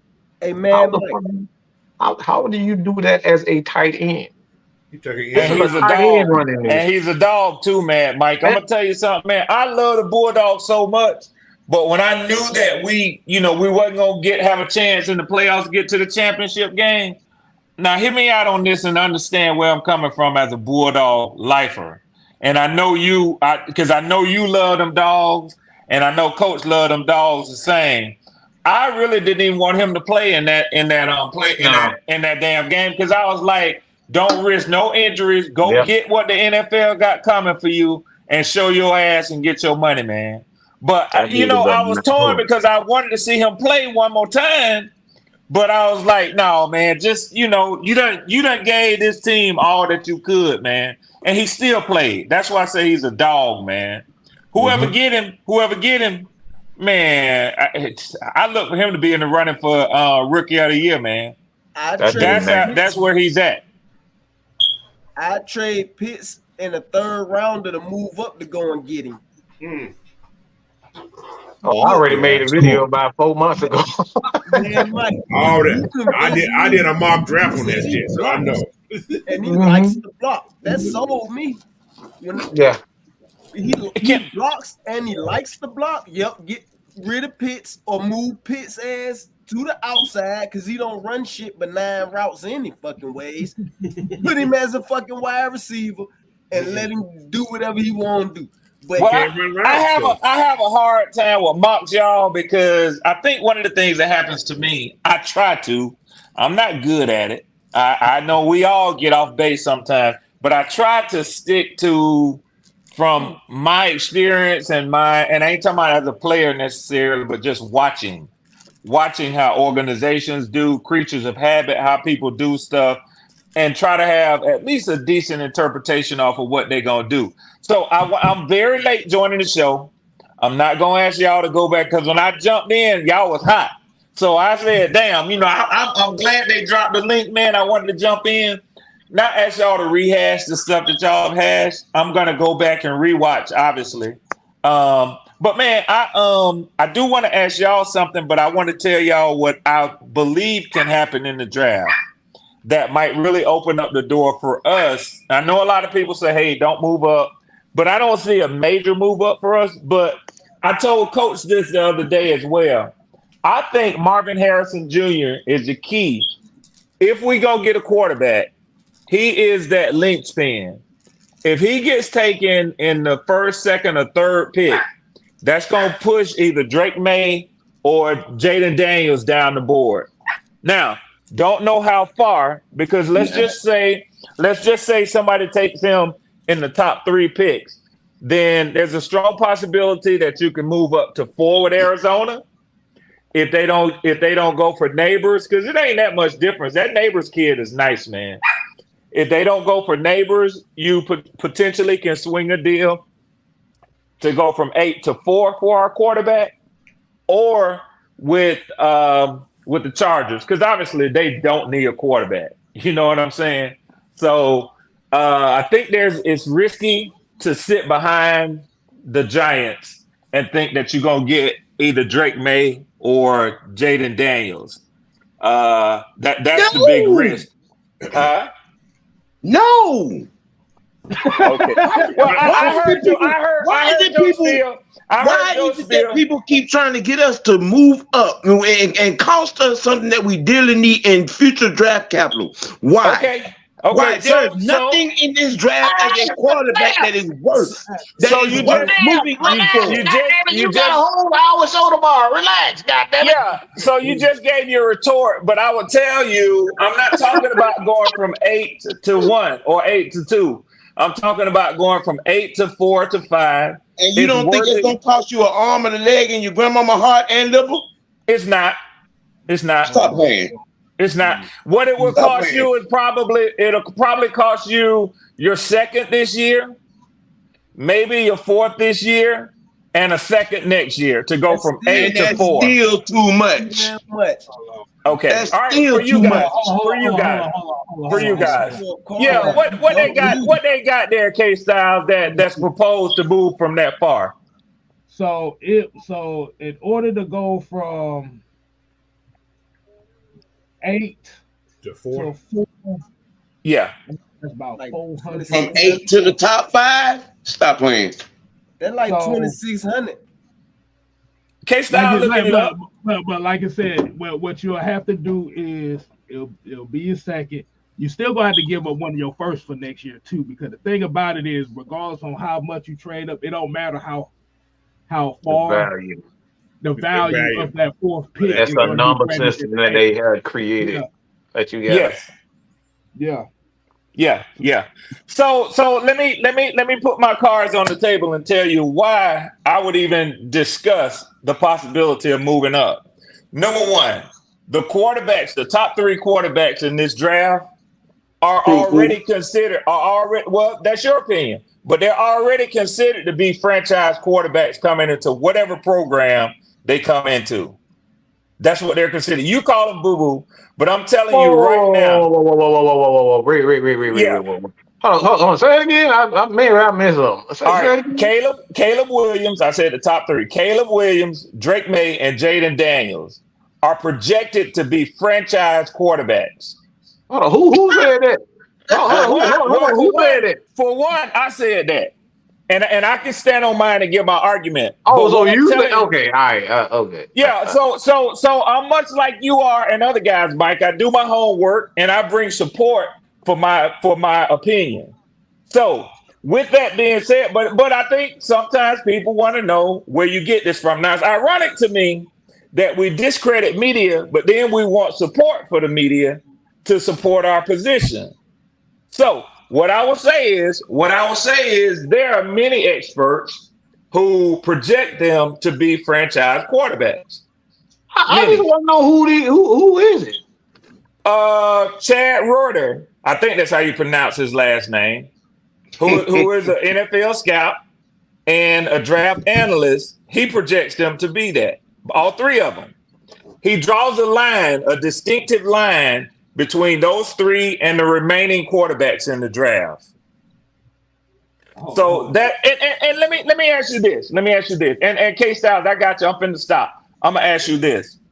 Do you think that the entire NFL world is biased, stupid, or just want clicks? Why then are these three players, along with Marvin Harrison Jr., overwhelmingly projected to be the first 4 picks in the draft? So is something wrong with me saying that?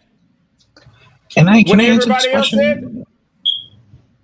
That's all I want to know. What's wrong with me? What's wrong with me agreeing? What's wrong with me agreeing with their position? You mind if I answer this question? Hold on.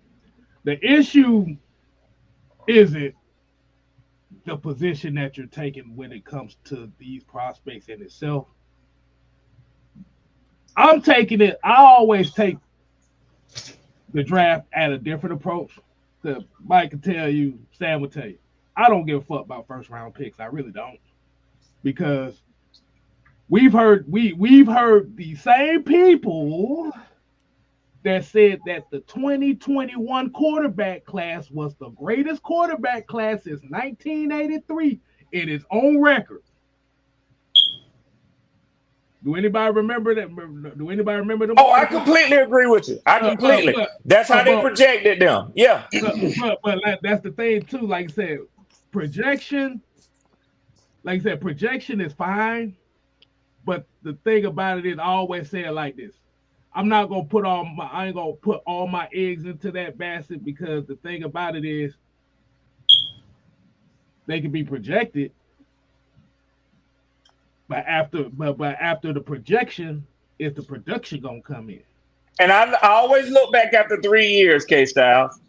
I always look back. You look back at 3 years on Jeff Okudah, who we've had up close and personal. What's your take on him? Is he really the number 3 overall pick, or is he closer to the 5th round pick that we gave in a trade for him?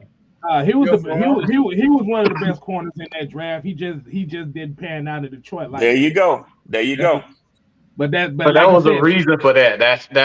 Hold up. Whoa. Okay, enough of the games. Okay, enough of the games. We gotta stop the games. Okay, this ain't about whether or not anybody have different scouting. I don't give a damn about all that scouting shit. Because it's bullshit at the end of the day. Why? Because at the end of the day, you got to show this shit on. Oh, Sam, shut the hell up, goddammit. Let me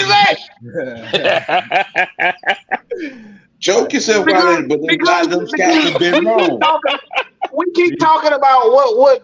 I don't give a damn about what did Jaden Daniels do in big games? What did Drake May do in big games? What did these guys go against elite talent? Okay, we can sit up and talk all about, oh, this guy got the scouting report on this guy, and everybody say he's that guy. Yes. If I wrote it on the paper and he wrote the same thing on the paper, maybe it's true. But we won't see it's true until we actually see it happen. Okay, we can talk about what Jesus did, but if we didn't actually see the damn miracle, how do we know it's actually a miracle? Well, you have to see it for yourself. You have to experience it for yourself. I have not experienced Drake May beating Alabama. I did not see or experience Jaden Daniels beat Georgia. I have not experienced that. So at the end of the day, it's what we've done on the field against elite talent. This is why Grady Jarrett and these guys are doing what they're doing. You got Aaron Donald, because when they played against elite talent, you saw that elite talent shine. I don't remember. I don't give a damn about no 1 year, because that's not consistency, and that's not elite talent. That's having a good game. Okay, that's having a good game. We get so much confused when we talk about, all right, this guy did this one time. Okay, Mike, in fairness, did Jaden Daniels break Joe Burrow's quarterback records at LSU, I or did don't he give not? a damn about 1 year because that's not consistency. We're not going to try to pretend like Matt Ryan had 1 good year because Matt Ryan had a good Hall of Fame career. And that's year after year after year after year after year after year after year. That's what greatness is.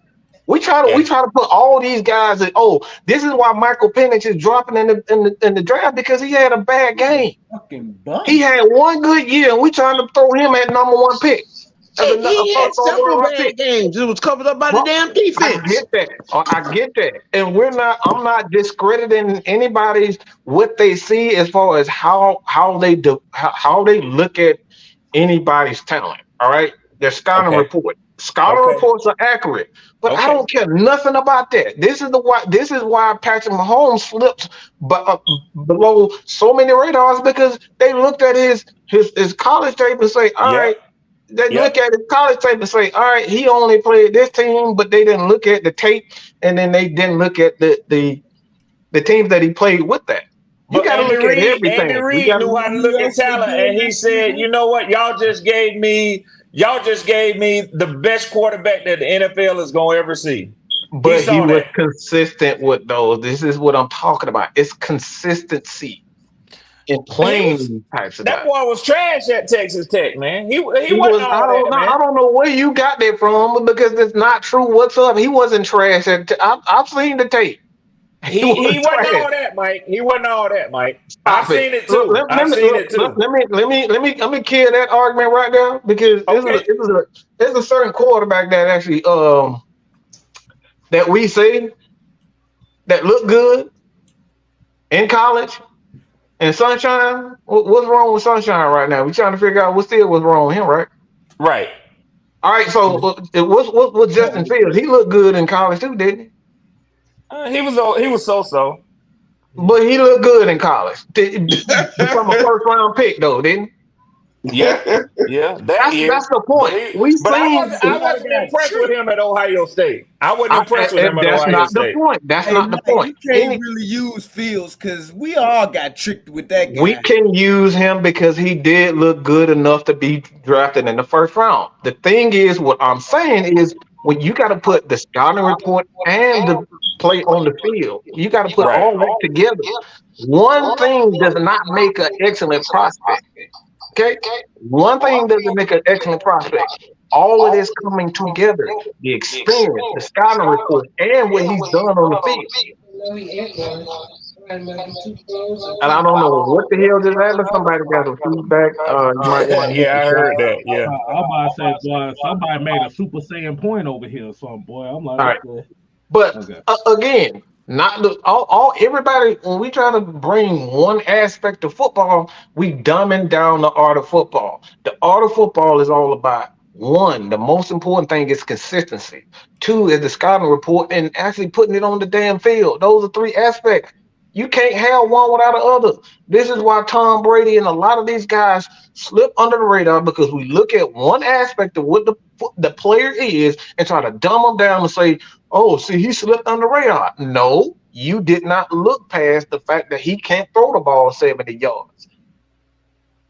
This is why guys like Devontae Freeman end up in the 4th round as a 4th round running back because y'all just look at his size and say, all right, he's not going to be a good running back. Why? Because he's not built like Derrick Henry.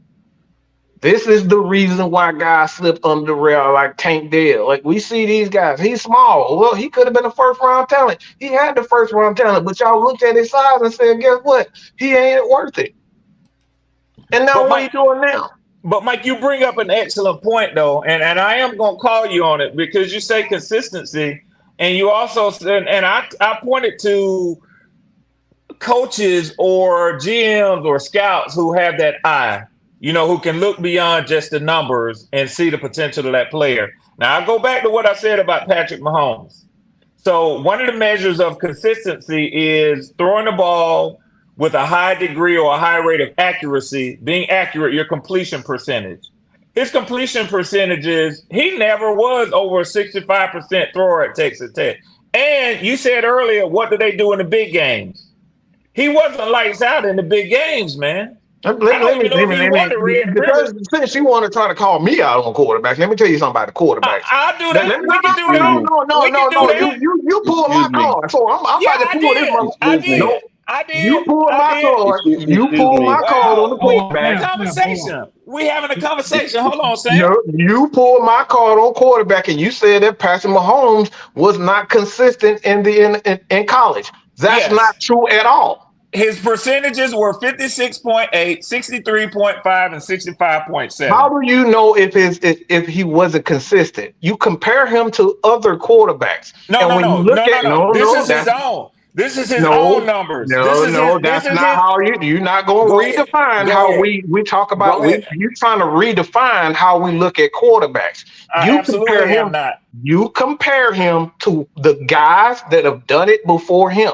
You look at where he compares in his rookie year, his second year, his third year, his fourth year, and when you look at his numbers got better. They did. That's just football. That's just sports. You can't say, all right, his numbers didn't look good, but did you look at the quality of throws that he made? So, Mike, listen, let me ask you this. When you say consistency versus improvement, his numbers got better. That's improvement. Now, if he were consistently, if his freshman year he threw 68%, sophomore year 69.3, and with the type of freshman year throws that he was actually 68.4, then that's consistency when it's level. When the it's type level. of throws that he's making. It's look, people can have a 90, you can have a 70. We've seen Drew Brees have almost a 70 completion percentage, 70% completion percentage. But what most of his throws, what were his most of his Dinking throws? and dunking, under 20 yards. You see what I'm Dinking and saying? dunking. So it's the types of throws that you're asked, the level of throws that quarterbacks are asked to do. This is why certain quarterbacks belong in a certain category and others belong. Patrick Mahomes is those types of quarterbacks. When you look at the types of throws, he played in the air raid offense. Air raid is a downfield offense. So when you look at a downfield offense, so when you look at the level of throws, what he's asked to do, it's higher. He ranks higher. This is why in the NFL, you're looking at him now, what Aaron Reed wanted to do. He was so accustomed to throwing the ball downfield. He said, all right, calm down. What we're gonna do, we're gonna check it down. Because he already perfected that part of his game. And all you got to do with a guy like Patrick Mahomes is calm him down. So, Mike, I want to say something real quick, and then I'm gonna hush because K-Styles, I know you gotta let other people get in here. I don't want nobody listening to this think that I'm challenging Mike on his analysis. But let me say it though, Mike. I know you do. I know you like a good debate, and I know you like somebody to give you a good statistical stats, facts, and the truth, and intellectual debate. And trust me, that's what I would do. So, but this is what I'm trying to say. I would never challenge yours because I've watched you and listened to you too much to know that you done analyzed and studied these guys to the 10th degree. That's all I'm saying. Oh, but just because I have a difference of opinion, I don't like for people to think that I don't know what the fuck I'm talking about either, because I study this. Now, I will tell you, I've heard people on here say that that kid, Michael Penix Jr., is actual trash. Let me tell you something. That boy is not garbage. That boy is built for a pocket presence and throw the balls on all levels with accuracy. The problem that he will have in the NFL is if he goes to a team that can't protect him. That's when he does become garbage. So I ain't saying that he don't have games where he's garbage, but anybody who has watched him can go back and look at the tape and see that when he has been given time, he ate teams the fuck up. That's what he's capable of doing. So football is not a one-man game. It's a culmination of things. I'm going to hush and I'm going to say this last thing, because I hear a lot of people dogging your boy Pitts and ready to run him out of town. If y'all listen to Zach Robinson's interview today, he was asked about certain things. One of the things he said is, and go back and listen to it if you didn't, for those that did, y'all will know exactly what I'm saying. He said, Kyle Pitts is a tight end. Bijan Robinson is a running back. He said, we're going to use him as a tight end and a running back. In other words, he debunked this Joker notion that we've had with this other mad scientist, this Wizard of Oz, who went in his bag of tricks and tried to disguise players and do all kind of different shit with them. He's saying we're going to run the ball with the running backs. We're going to throw the ball to the receivers, and we're going to throw the ball to the tight ends. We ain't going to trick a whole lot of people. The thing with Zach Robinson and Mike, and you know this, his scheme is going to be about creating space. He's going to create space to make more room for the quarterback to put the throw in there. That's why people think I dog Desmond Ridder. I don't dog Desmond Ridder. Today was the first day that I heard anybody call Desmond Ridder name. Since this season started, since they had that interview with Arthur Blank, y'all go back and check the tape. Desmond Ridder name, Tyler Heineke name had not been called, period. Zach Robinson mentioned both of them today. So for everybody who thought they were out of town, he said he's going to look at them. He's going to see what he can do with the talent that we have, and we still have a plan to bring in more talent. Everything is on the table with him. I said that to say I'm not so sure that Desmond won't win out. I'm not so sure of that because it came right out of our offensive coordinator mouth. Now, we can speculate and talk all the shit that we want to talk, but you got to listen to the people who actually over the team. And that's our offensive coordinator, and that's what he said. He said we're going to use the tight end as a tight end. We're going to use the running backs as running backs. And he didn't mention the other things, but I guess we can extrapolate that and say we're going to let the blockers do what they do. We're going to let the wide receivers do what they do. But I'm excited. That's all I can tell y'all. I didn't come on here to argue, debate. I'm excited. That's really the point I wanted to make. Did anybody see Zach Robinson interview? Because he got me excited, man. I think we got somebody who is going to focus on offensive coordinator. And Bijan Robinson made an interesting point, if y'all heard him too at the Super Bowl. I thought this was critical. Arthur Smith did the shit that he did to himself. Bijan ain't showing him no love, man. He excited about Raheem, and he ain't ashamed to put it out there and show he excited about getting his phone call from Coach Rock.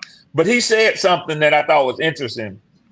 He said that in Pittsburgh, he thinks that Coach Smith, he called him Art. He said, I think Art is going to be successful because he's going to be able to focus on the offense. He said, I don't think that it was a benefit to him to be the head coach and the offensive coordinator. And I know many of us have said that for a long time, that he should have given the play calling completely over to somebody else and just been the head coach. He might have saved his damn job.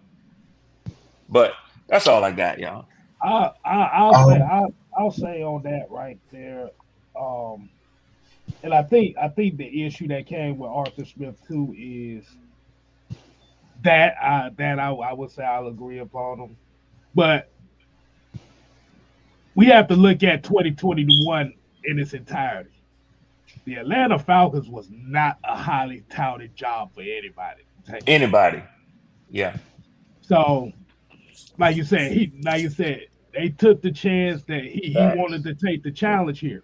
Yep. But the thing about it was with him, the problem was the Falcons organization, the team did not have what you would say a consistency of culture as far as how they want the team to be. Yeah, I agree, K-Styles. Yeah. So you put a situation where you have a first-time head coach and you're asking him to develop it. Mm-hmm. Now, like I said, we can look at Dan Campbell up in Detroit and say, oh, man, they got to the NFC title game. You have to remember, they started off one way and they stuck to it because they had the resources. Yes. The Falcons was in a position where you had no money. You was in the red. You was in the ninth. You was in historically in the red. Yeah. You was in the ninth circle of hell. As far as money. Facts. Yeah. So 2021 to 2022, you literally 45%, of your starters came off the street. Yeah. Yeah. So, like I said, your number one wide receiver dipped out on your ass. Oh my God, yeah. Your number two wide receiver dipped out on your ass. Yep. So, like you said, you had a defense that wasn't established. You had a run game that couldn't get going. You had an offensive line that couldn't protect. Yeah. So damn, K Styles, why you had to remind me of that fucked up season, man? But here's the thing though. That's why I said a lot of there's an even flow when it comes to that because yeah. some always got to start somewhere. Yeah, like you said, we could talk about Arthur Smith and how much of a bad coach he was, dude, such and such and such. The one pivotal thing that he did as the head coach here with the Atlanta Falcons was it allowed him and Terry Fontenot worked with what they had to be able to build the roster to what it is now. So, K-Style, is it fair to say with Raheem being here now, and y'all hear me out on this? I think we can all agree on this. Terry Fontenot survived it, but as time goes on, I think we will look at Arthur Smith's tenure here as a transitional period. Right. That's all it was. Really and truly, yeah.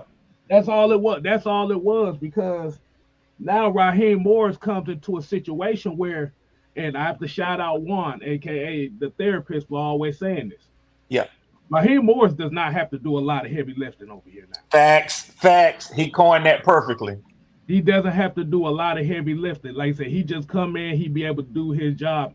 And by him putting guys in position to where he's not the smartest guy in the room, but he's letting guys do what their job. Yeah. Do their damn job. Now what's going to happen is whatever decision they go on quarterback, we don't damn know. Right. We don't. Yep. Like you said, everybody's clamoring Jaden Daniels. You got people clamoring for Justin Fields. You still think Desmond Ridder has a shot. Like I said, they still saying Kirk Cousins. And I'm like, ain't no way in hell, but it's people saying it. Got Kirk Cousins. Like I said, they may mess around and it may be J.J. McCarthy. Hell, it could be Spencer Rattler. It could be the cat from damn Tulane. We don't know. It could be Bo Nix too. It could be Bo Nix. It could. So don't know. But the thing about it is, now that you have the perfect pieces in place for this coaching staff, whatever decision they're going to, the quarterback and the players are going to be better off because now that transition, that's going to transition to more consistency. And K-Styles, you know what I love? What's up? I really don't, and I know y'all, Mike, I know you gonna agree with this because I've been listening, and I know how y'all have talked about Desmond didn't have the adequate coaching and what he needed. Man, they have loaded up for whoever coming here at quarterback. They giving this quarterback every bit of coaching and tools that he needs to succeed. They have loaded up to be able to work with, whether that be developing a quarterback, helping a quarterback see what he might not be seeing, somebody to sit down with on the sideline, somebody up in the booth looking at him. Man, I'm going to tell y'all something. I'm so damn excited, man. And I'll tell you right now, you're right. Juan is right. Listen, man, and that's why I think that Ra is the perfect guy because he's done it on both sides of the ball. He truly can just be the head coach. I ain't worried about the defense because I got a feeling. I know that this is Lake's first time as a defensive coordinator, but you know who I think running that defense? Jerry Gray. I think Jerry Gray running that damn defense, man. That's something we've been saying since I've been saying since the very beginning. It's very great defense. Yes, because you also got to ask yourself, why was Ryan Nelson the first one to go? Because he knew he wasn't doing shit. And I hate to say it, but it's the truth, man. Whatever he did, you know for a fact he ran it. He had to run it by Jerry Gray. Mm-hmm. He's the assistant head coach. On the defense side, yeah. Right. Yeah, it goes right up to him. And that's one less thing, like Juan say, no heavy lifting. That's one less thing that Raw got to worry about. Because Jerry Gray right there. Right. Man, this shit, I'm telling y'all, I'm excited. I think it's going to be beautiful for us. I think this is going to be beautiful for us, man. I think this draft about to go nowhere. Is anybody how everybody expect the draft gonna be? It's gonna go nowhere that Yeah. people think it's gonna be. Yeah. You know, I actually think we might just sit still and get what we need at every position. That's why I say I don't like the talk trade. Yeah, I'm sorry. What's that, Coach? I said a wide receiver first round. Look. I'm gonna say this right now. There's a guy that just got released from the team that he was on. I say bring him home, and I'm planning to bring him home. That may not know who I'm talking about. I think I know who he's talking about. Bring him home. Yeah. We need a new punch. That's what we need. Yeah, we do. Oh, yeah, you surprised me with that one, K-Style. I saw man Mike looking at you, and I'm like, I know Mike was like, where the hell Styles finna go at with this? So, yeah. Mike said, where the hell he finna go with this? I'm glad it was the punter. I thought he was about to say something else. Too. I was thinking the same thing too. Yeah. He going. Yeah. So Presley Harvin III is a name we need to be watching out for. How about that? Yeah. I know K-Styles. I know you dig up them gems, bro. That's your specialty. Georgia Tech guy. That's all that was. I know what that was. That was a Georgia Tech thing. Ain't nothing wrong with giving some Georgia Tech love. He can kick. He can kick. Yeah. I gotta give some Georgia Tech love, but that motherfucker can kick his ass off. Yeah, he can boot that ball. He can kick. He can kick. What this Super Bowl should have told everybody. Your special teams is important. I know motherfuckers don't want to hear that. Facts. Your special teams is important. Facts, K. Yeah. I need my punter. Flipping that field position sometimes is one of the most important aspects of the game, man. Flipping that damn field position. And listen, special teams is the ones that do that. Exactly. So anybody else? Got anything else you want to talk about, Alex? Yeah. Go ahead. So I watched 3 games of Zach Robinson, or sorry, not Zach Robinson, but of the Rams and just how they operate their offense. So things I was looking for was more so formational tendencies, what they kind of emphasize, because I know that Zach Robinson was the pass game coordinator. So just more so things like how they operate within their passing game, because that's what I guess the main issue was with our offense. And one of the main things that I took of is like almost every single play, they lined up or ended up in some type of condensed set or stacked formations. Now, I mentioned this because I had said maybe about a year ago that Drake London had one of his best games versus Pittsburgh, and it was mainly because he was a part of like a stack formation and attacking DBs from off coverage. And what stack formations and condensed splits do, they allow you to get better angles and better releases versus DBs. So you're basically attacking from off coverage as opposed to press coverage. So it's different from the modern spread that people are accustomed to. That's something. Mike, he love this shit right here.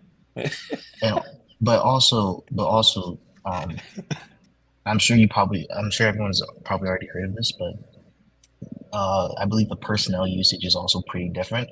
So they use, I believe, a lot of 11 personnel and with the Rams, and that's mainly just to create like light boxes. So maybe create some too high shells, or just maybe have the defense match them in personnel. So that way, there's less linebackers, less D linemen. That's the way to attack the linebackers. That's just to keep the linebackers on their toes in the middle. It's really designed to keep the linebackers off the guards in the middle of because a lot of teams like to use a lot of A and B gaps, so you use those first in there to kind of keep those linebackers, push them back a bit. And also, so like for like it makes the linebackers hesitate as well when you have like lighter formations. So like if you have like 11 personnel and you like to run the ball out of that, it makes the linebackers a little bit hesitant to play the run because they know that there's play action off of that. So that, and on top of it, there's only like one or two linebackers in the box. So you have to really be really good up front in order to match up because there's not that many guys, which means that our play is mainly predicated on the O line because we're taking a tight end maybe outside, or we're taking a receiver or taking an extra tight end outside of the a part of the line and replacing it with a receiver. But yeah, that's mainly what I noticed. He was able to kind of get a lot of people in motion. So like he was able to utilize guys like Tutu Atwell, who's known for their speed, just in open space. Tutu, I think is almost. I think he's okay versus press, but he's better when he's attacking off coverage. So that could be useful for a guy like Scotty Miller if they choose to bring him back. Just get him open in space and have him attack off coverage and things of that nature. On the defensive side of the ball, I noticed that Raheem dropped a lot of his ends in coverage. So I think that AK might get more, maybe better utilized in a way, just because I think that he may get more playing time just because I think he's going to play a lot more guys that can drop in the coverage, use live creeper blitzes. And if you guys don't know what creeper blitzes is, it's basically blitzing, but only sending 4. So that means that you're creating pressure, but you're also using people's like slide tendencies against themselves. So like say we have Grady, right? We know that Grady's going to get double teamed. What you'll do is you'll take an edge rusher on Grady's side and put him in coverage, and you'll blitz off the opposite side. So that way there's a free linebacker coming through, and the QB only has like 2 seconds to throw the ball. And that's something that Raheem Morris did a lot in Los Angeles, and that's one of the main reasons I believe that why he was brought to Atlanta. That and also dropping in his edges, getting a lot of good DB play. He adapted well to. He actually a lot of his faces. You do a lot of that with his safety, so you're gonna see Helms and a lot of those types of plays. He's good with that, man. I think one of the main things that he doesn't get credit for is, I hate to use this word because I think that or not use this word, but use this analogy because I don't like when people generalize DCs under like a coverage, but he was known for Tampa 2 being in Tampa and then coming over into DQ system where it's maybe a little bit more single high, cover 3, cover 1, which cover 3 in Tampa is kind of similar to cover 2, so it's kind of whatever. Sorry, I mean Tampa 2 because there's a difference between cover, like I don't want to get into that because it's a little bit different. But Tampa 2 and cover 3 sometimes have similarities, which I won't get into. But also he went to the Rams, and instead of kind of bringing in Tampa 2 or like a lot of Tampa 2 or bringing in a lot of cover 3, what he kind of did was almost build off of the scheme that Brandon Staley had already had with the Rams and implemented more quarters, quarter, half, dropping 8 guys in coverage because at least this year because he didn't have that much talent. And yeah, I think that he knows ball. I haven't watched Jimmy Lake, so I do have some Washington film. I think I can probably get some Washington film when he was the DC, but yes. So I do have one more thing else to say as well. So all he's saying basically prepare for a lot of coverages, but out of those coverages, you're gonna see a lot of blitzing coming out of those coverages. So it's gonna look like it's cover 3, but he's gonna be bringing a lot of guys with those coverages. Disguise, or the keep it simple, stupid version. Yeah, blitz. Yeah, just bring it down. Yeah, just but I also don't think he's going to be blitzing. I think he's. Oh no! That's what Jimmy Lake does. He blitzes. Make no mistake about it. That's what you're going to see that. It's just going to be. It's going to be unconventional, like you said. That's what I meant. Yeah, so it's not going to be where he's just blitzing every play. He's not going to be blitzing every play. Won't that be a lot of Caden Ellis, his responsibility? That's what they're using for? Caden Ellis is an amazing blitzer, and that's kind of that, and also he plays really well in between the tackles. If he does anything like he did in Washington, you're gonna see a lot of corner blitz and a lot of safety. Exactly, coach. He used a lot of That's why. he disguises what's called. He walk his safeties down, and they do a lot of cover 3 shells off those blitzes. So you see 4, but he's gonna drop his end. He's gonna be replaced. That end's gonna be replaced. Oh, okay. I see what you're saying. So Yeah, he's gonna Yeah. Like that's what y'all mean about disguise. Yeah. Because sometimes some people call it zone blitzes. You got That's what it is. I just it's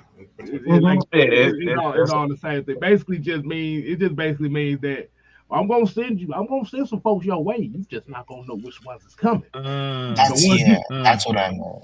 Yeah, That's what he did with the Rams. He did the same thing with the Rams, where it looks like the corner's going to be playing off coverage, and he'll end up sending those guys. There's a lot what we just saw was Spags. Like we're going to see a lot of that. Right, with Spags. exactly. So Y'all know what, man? I wish I would have joined y'all earlier tonight, man. I got off work late, man. But y'all got this shit popping tonight. I'm excited. I know y'all ain't gonna stay here all night, man. Mike mentioned we about to get off this. I know, Hey, Mike, can I say this one thing? I know you already told me ain't no need to explain this no further, but I'm gonna say this. I wasn't challenging you like when Alex was just, I like to be. I don't give a damn if you are. But listen. This is what I'm trying to say. When Alex got going right there, I love it when the conversation turns to the point that you start dropping. And I'm gonna tell you one of the main reasons why. I was on Black Cat one day, and one motherfucker started up shit and just got you to arguing. But I was on there another day, and you broke down an analysis. And what you did just then, right then, off of when Alex was breaking this down, I see in your eyes where they light up. And I said, look at Mike, he loving this shit. Because you love to talk X's and O's. But sometimes I know if you don't have the right audience, you probably feel like, these motherfuckers don't know what I'm talking about. Like K Styles was just simply saying. I got to simplify for do have to simplify. Yeah. All y'all brothers on here breaking this down. We know Coach has a coaching background. Alex broke that down so beautifully, man. Thank you, Alex. Thank you, man. And K Styles just dropped in and was like, hey, yeah, that's what they do. They show this front, but they coming from this other angle. And so we're going to see a lot. Man, I'm just telling y'all, I know I'm running on and on in case I know you get ready to shut it down. But, man, I'm going to say I appreciate y'all letting me come on. I've enjoyed this discussion. But I'm going to tell you something, man. I am so damn excited about this team, man. And I know every offseason we have reason for optimism. But I feel like it's real this year, man. I mean, when I saw Raheem in that press conference, man, I said, this dude wanted to be here. When he kept saying, all right, Terry, pick up the phone. All right, Terry. All right, what you waiting on? All right, Terry. Man, that dude, that was real, too. That wasn't no just speech to try to, pump people up in the damn press conference. That dude actually was sitting there like that, waiting to hear back from Terry Fontenot, man. He wanted to be here. He's here. That man pulled so many damn coaches from other places. McVay didn't want to let them people go. Y'all know damn well he didn't want to, man. He pulled some quality people in here. Last thing I'm going to say, K-Size, I don't know if y'all saw this. If you didn't, check it out. But, Mike, I know how you be scouring because I always see your comments, man, in Twitter and other spaces. But somebody put out a poll, and I think it was either 9 or 11 former GMs and NFL professionals, and they used the scale. I think it went up to 15 somehow or another. But they graded the head coach hirings this year. Now, in fairness, they did have Harbaugh as the number one. But Raheem was right under him and close. And it was Harbaugh, Raheem, and then y'all should see the drop-off between them and the other hires, man. Right. I mean, it's amazing, man. And I'm talking about, this ain't just speculation of fans. These professionals, former GMs, team presidents like that, man, who's saying, what they have done in Atlanta, y'all better look out, man. NFL on notice, man. And going back to actually building the coaching staff that want to develop players the right way. And that's what I was saying about Bill Belichick, and everybody like, oh no, Bill Belichick. Well, Bill Belichick is one of the reasons why you're seeing this with the Atlanta Falcons, because these guys actually, if you look back at his resume, he's always brought in guys that knew ball from Ted. Oh my God, I can't remember. I can't believe Ted Cottrell. Y'all remember Ted Cottrell? Y'all don't remember Oh Ted my Cottrell? God, I remember that name though. Yeah, yeah. Ted Cottrell. You got Wow. guys like uh, Romeo Cornell, Yep. Charlie Dean White. Key. Charlie Yeah, White. Charlie Wise. He's always brought guys in that knew more than him or Mm-hmm. knew an aspect of football more than him. Why? Because he doesn't want to be the smartest guy on a team. You the Mm-hmm. smartest guy in the room, bro. Like how if these guys have a question, your players got a question, and if you want to completely change the offense in a matter of weeks, well, you're gonna need guys that know how to teach that. He may Yeah. not know how to teach that. You pass it on to the next guy. This is what's best for the team. So when you look at it, man, I like what the Falcons are doing. They're surrounding themselves with brilliant guys, and that's how you're gonna get better. You Yeah. can't surround yourself with a bunch of idiots and think you're gonna get smart. It don't work that way. Dave Ragone, same. Dave Ragone ain't developed a damn thing, but you brought him in to be your offensive coordinator, side by side. Like what the fuck kind of sense that makes? I would have had T.J. Yates. T.J. Yates done had moments in the league more than he has, but we got T.J. Yates as a fucking wide receiver coach. Make that make sense. At the end of the day, y'all, man. At the end of the day, can't always be the smartest guy, but you got to be willing to learn. Mm-hmm. And where they're going right there, right now, is they've paid attention to the Falcons situation, the exact approach that Raheem Morris is taking right now. So he's taking the right step. Look here, y'all. We ain't gonna know what the hell they go with. I'm gonna tell you right now. This is the first draft that I could really say that, bro. I don't know what the hell's gonna happen. I don't know, Yeah. man. Nowhere. Me either. Nowhere. Me either. First, second, I third. don't Me know. either. Nowhere. I We don't don't dang know. We don't because know. because the thing is when you actually look at the roster itself. This is why I said he doesn't have to come in and do a lot of heavy. That's why I said he's coming into a situation where he just has to focus on just overseeing because you already got the foundation built. Yep. The Falcons foundation is built. Yep.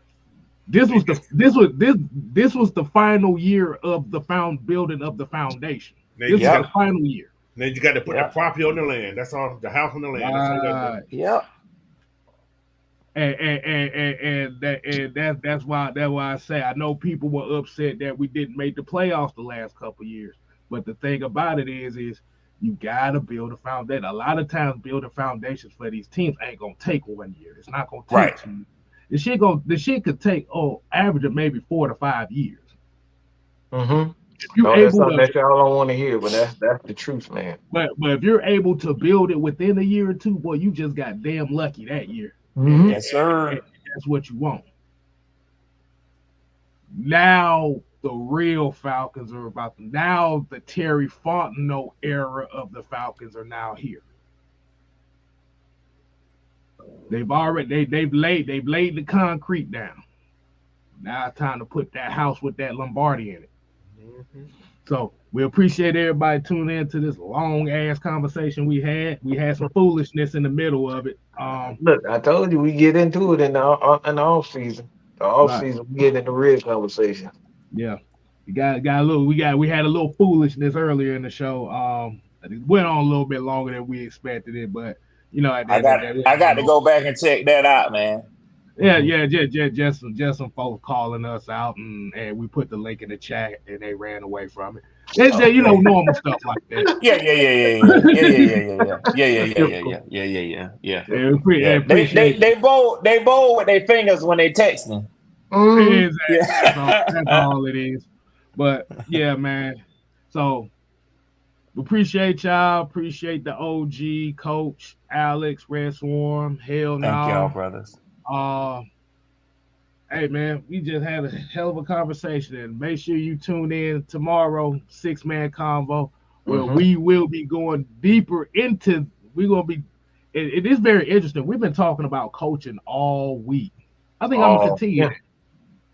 So, so the preview for tomorrow's conversation is the legacy of Mike Tomlin. So until next time, y'all. Oh my God. Oh yeah, y'all gonna like that one. We ain't here to play. Oh no. We here to stay. Oh yeah. Thanks Well, for appreciate the 1999. Yes, sir. Yes, sir. Yes, sir, man. Y'all, my pleasure, man. Y'all pleasure. I appreciate y'all having me on, man. I want to bless my boys. It's a small measure, but just to say my thank you, man. Thank y'all. Look. I'm gonna tell you like this, man. This is how I've always been, and these guys can attest to you. Showing up is payment enough. But like I said, that blessing right there, that's a definitely appreciated blessing. Yes, sir. But like I said, man, I always say it like this. I know this platform, we are not going to be loved by everybody. Yeah. And I don't give a fuck. Because at the end of the day, you can't live to please everybody in this space.